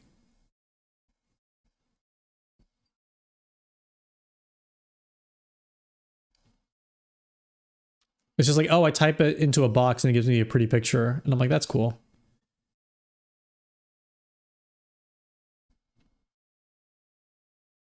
Because I've tried things like, I don't know. I think there needs to be more. I would be excited for an AI VTuber that has like deeper lore or is like a bit more gamified. Like if it was basically an NPC that wrote itself in some larger world / universe, that would be interesting. I don't know if that would be like killer, you know? Killer would be the story's actually good. I don't know. And at that point, it's like you're competing against people intentionally writing something versus something AI generated. And so far, I think history dictates that like procedurally generated stuff is fun, but it is not overtaking normal, like just straight from the dome shit. You know what I mean? Like Dwarf Fortress has a mix of both, but it's not like every game is Dwarf Fortress now. Does that make sense?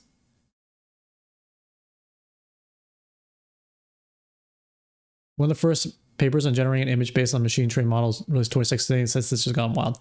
I do hear that a ton, and I trust that take, which is like the technology is just 10xing a ton, like every other week / month / whatever. But I'm excited to see where it goes.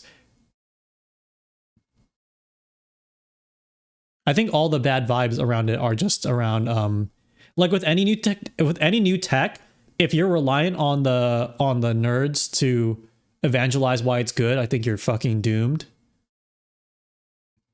Which I think is the lesson learned from cryptocurrency. It was like only nerds were like excited about it, which made it suck. And AI is kind of like halfway there.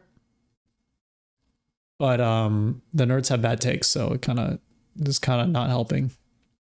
I've been streaming for 3 hours. I'm trying to stream for longer. But the longer I stream, the worse my takes get.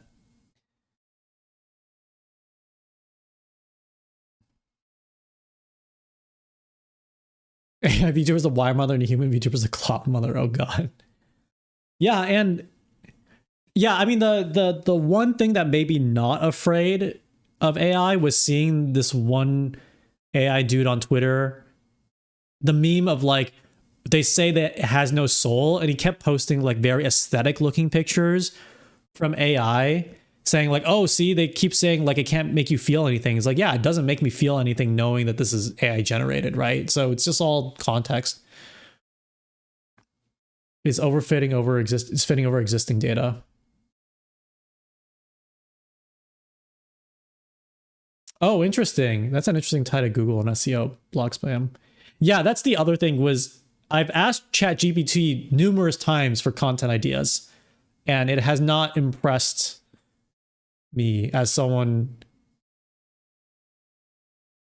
Like every time I watch like a drama stream, even like a gaming stream, it's like that Gordon Ramsay clip where he says, finally, some good fucking food. You know what I mean? Like, I think you guys experience this too. When you see a video or a clip or a live stream that like you vibe with or like you connect with, you're just like, finally, some fucking good food in the sea of food that is like not for me. You know, it's like, no, people like have different tastes, but I found the thing that's for me, and that's good fucking food. And asking ChatGPT for content ideas so far, maybe when we train it on psychopathic data, that'll be better. It feels like eating like rice. It's like eating rice cereal with water, which is like, yeah, it's doable, it's possible, but it's just like no flavor yet. I did one time ask it to write a speech for Jeff Keighley at the Game Awards announcing a game in which you look through Hunter Biden's laptop. It did not do that, but then I told it it was for a comedy sketch, so it did do that. But then again, I think the thrill of that prompt was not the response, because when I think back to it, the response is like pretty okay. It's like a response that I think a human could have just wrote. And even if someone like performed it, I'd be like, yeah, it's like kind of an okay bit. But I think the thrill I was able to use natural language to make it do that, now that I think back to it.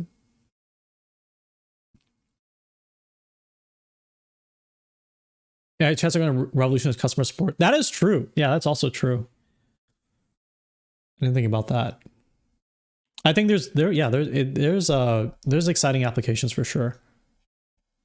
I think even I was watching I have Hassan's videos a ton in the background. I think his latest video talks about this in like a really very straightforward way, which is like the promise of any technology is to automate stuff to improve our lives, right? It's like to take away work that we deem as like not as hype or, you know, PogChamp, and to free up more time to do things that we feel are worthwhile. And like kind of the shitty thing is, you know, that doesn't always happen with technology, at least in our current society. We live in a society world.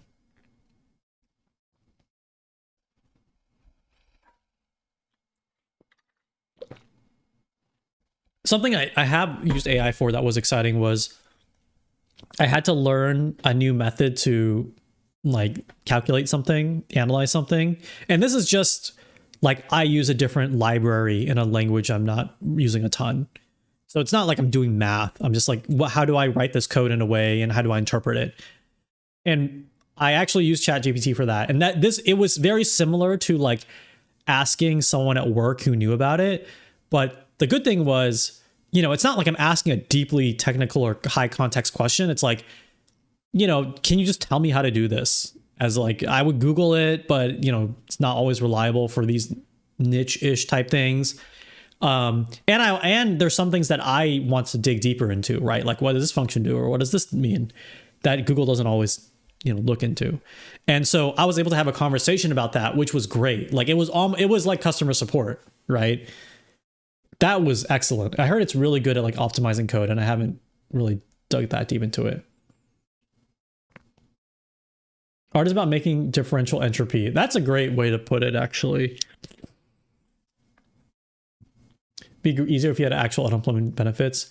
Yeah, or if it's comfortable to just be at any, you know, it sucks that people feel discomfort at like a wide band of income levels. Use it for bug fixing is surprisingly great. Yeah, I would agree. It's good. It's good for that. That's a good way to put it. Like some artistic pursuits are just about not optimizing for a thing. Pod conversation. Very relevant to upcoming streams too.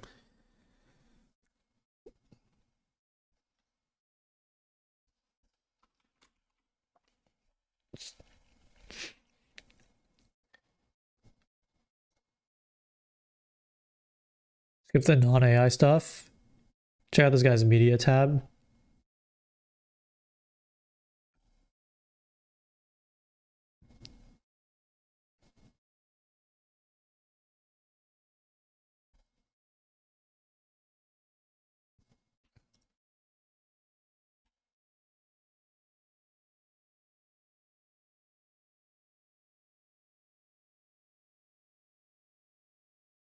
I'm too zooted to understand. Oh my god, this is a weird hand.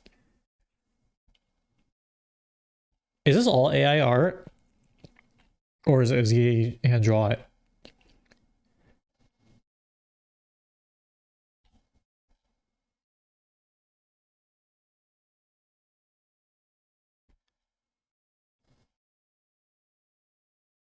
I'm actually I think there was a time where people were afraid to be like, wow, it's kind of scary that we have to ask. But I think that's pretty normal.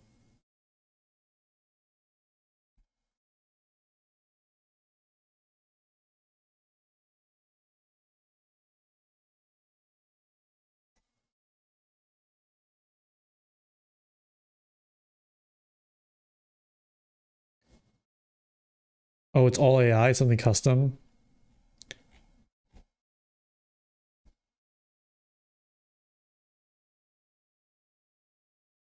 Is it even website design mocks?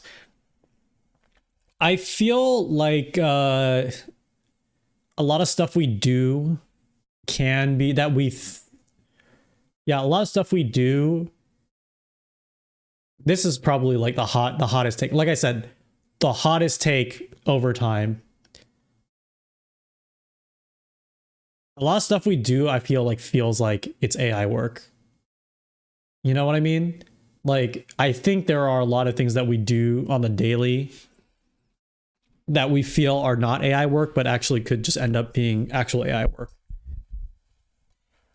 I feel like some components of website design is that. I don't want to like make a brushing generalization that's like it's all design, but it's like there are definitely heuristics that people adhere to for like a normal landing page, right? Like my wedding needs a landing page, and like that has, you know, that has spun off an entire industry of like one click or like WYSIWYG or like drag and drop websites, right? It's like all that stuff. So that doesn't surprise me a bit. The other version of that is that we try to find patterns in, like, I think a lot about how other people think about content meta. And like, that feels very AI like, right? Like here was an interesting thing that I was thinking about recently, which was, it's really like the whole thumbnail meta. And this is talking as someone who just sucks at doing all this. The thumbnail meta is so fascinating to me, and not the meta itself, but the way people react to it, right? Like the way people either just like change their thumbnails all the time, try to figure out what's working, try to figure out what's this or what's that, etc., is so fascinating to me. It's like people are trying to converge around this like meta game of YouTube.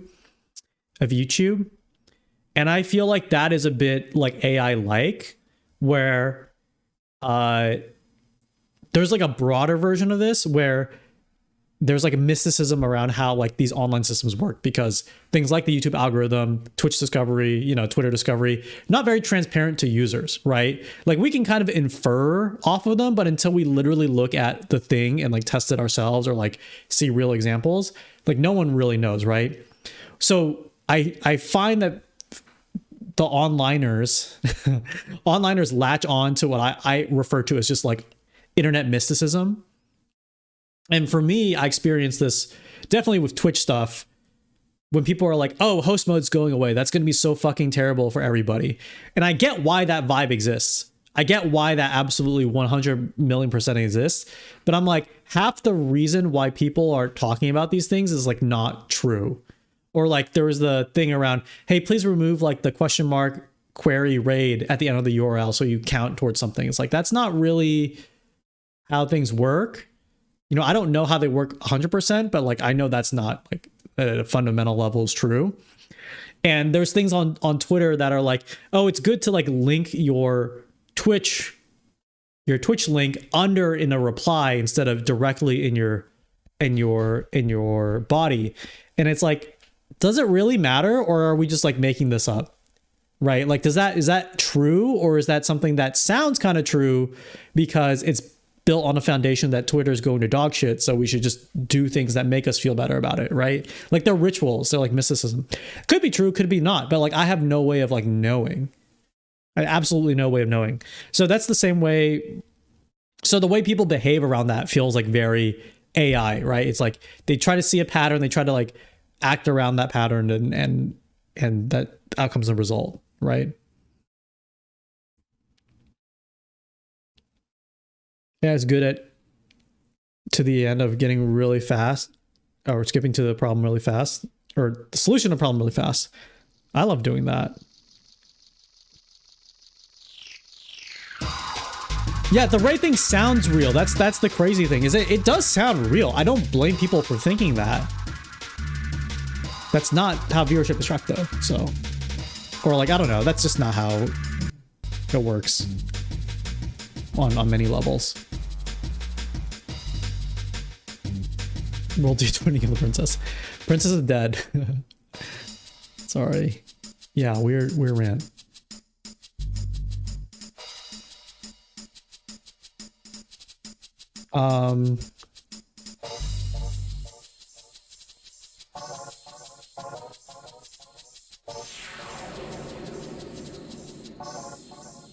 I totally get why, like, why people are worried when it comes to like the internet rituals, and I think that's why I personally think that's why people kind of like being on YouTube or like that kind of world. It's because there are certain things you can latch onto that are predictable.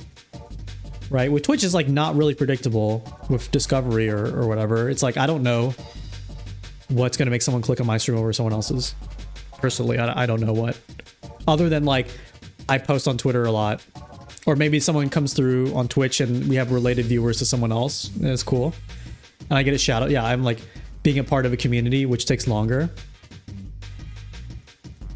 Versus on YouTube, it's like, oh, make something clickable, which is like not the best advice.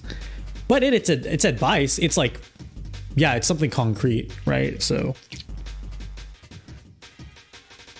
we want to experience a journey without an end. Are you saying It's about the AI generated friends we made along the way.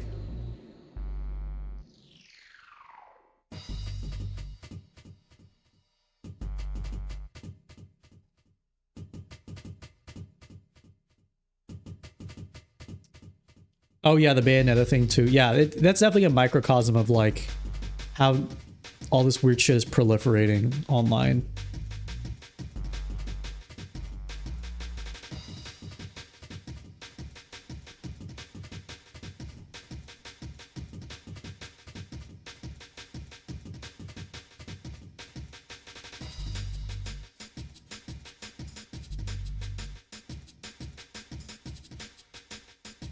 Okay. Okay, dudes. Okay, dudes. Thank you for watching Funny React stream. Or maybe not Funny React stream. Therapy stream. I plan to stream tomorrow. If things go well.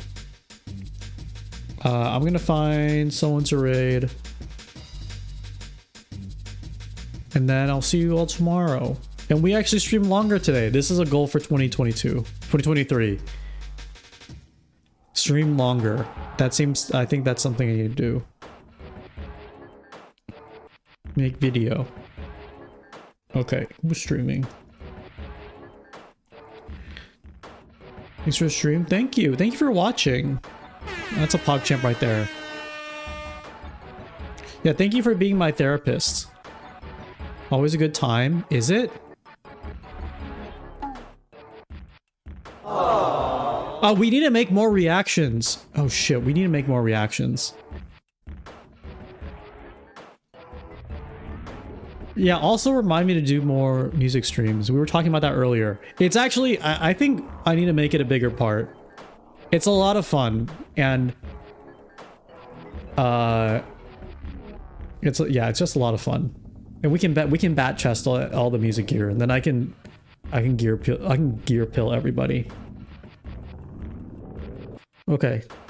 Is there a fart reaction? Great late night vibes? Yeah. Yay.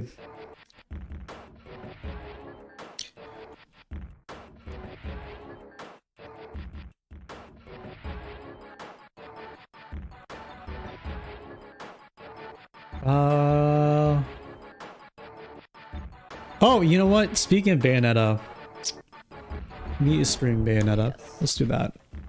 What a fucking good video game. I was just looking. Little Umbran bookie, little file. And yeah, enjoy your sleep. Which way do I go, George? Oh, there's a save point there. Isn't that delightful? Sure, what's happening in the Gate of Sonic? Alright. I mean, the Gate Good of night. Have a good night. I'll see you all tomorrow. Fingers crossed. Raid message? Can we have an AI generate the raid message for me? I can't think of one. I'm gonna do that right now. I'm gonna ask ChatGPT to generate an AI raid. Can you generate a raid message? What's Durga? Raid message for my stream. Shindigs raiding the stream meet. Sure. Oh, Tooth Goblin, thank you for your 3 months. Thank you. Well, what's it look like? Yeah, I've always got the. There's the raid message. Alright, hold on, let me see.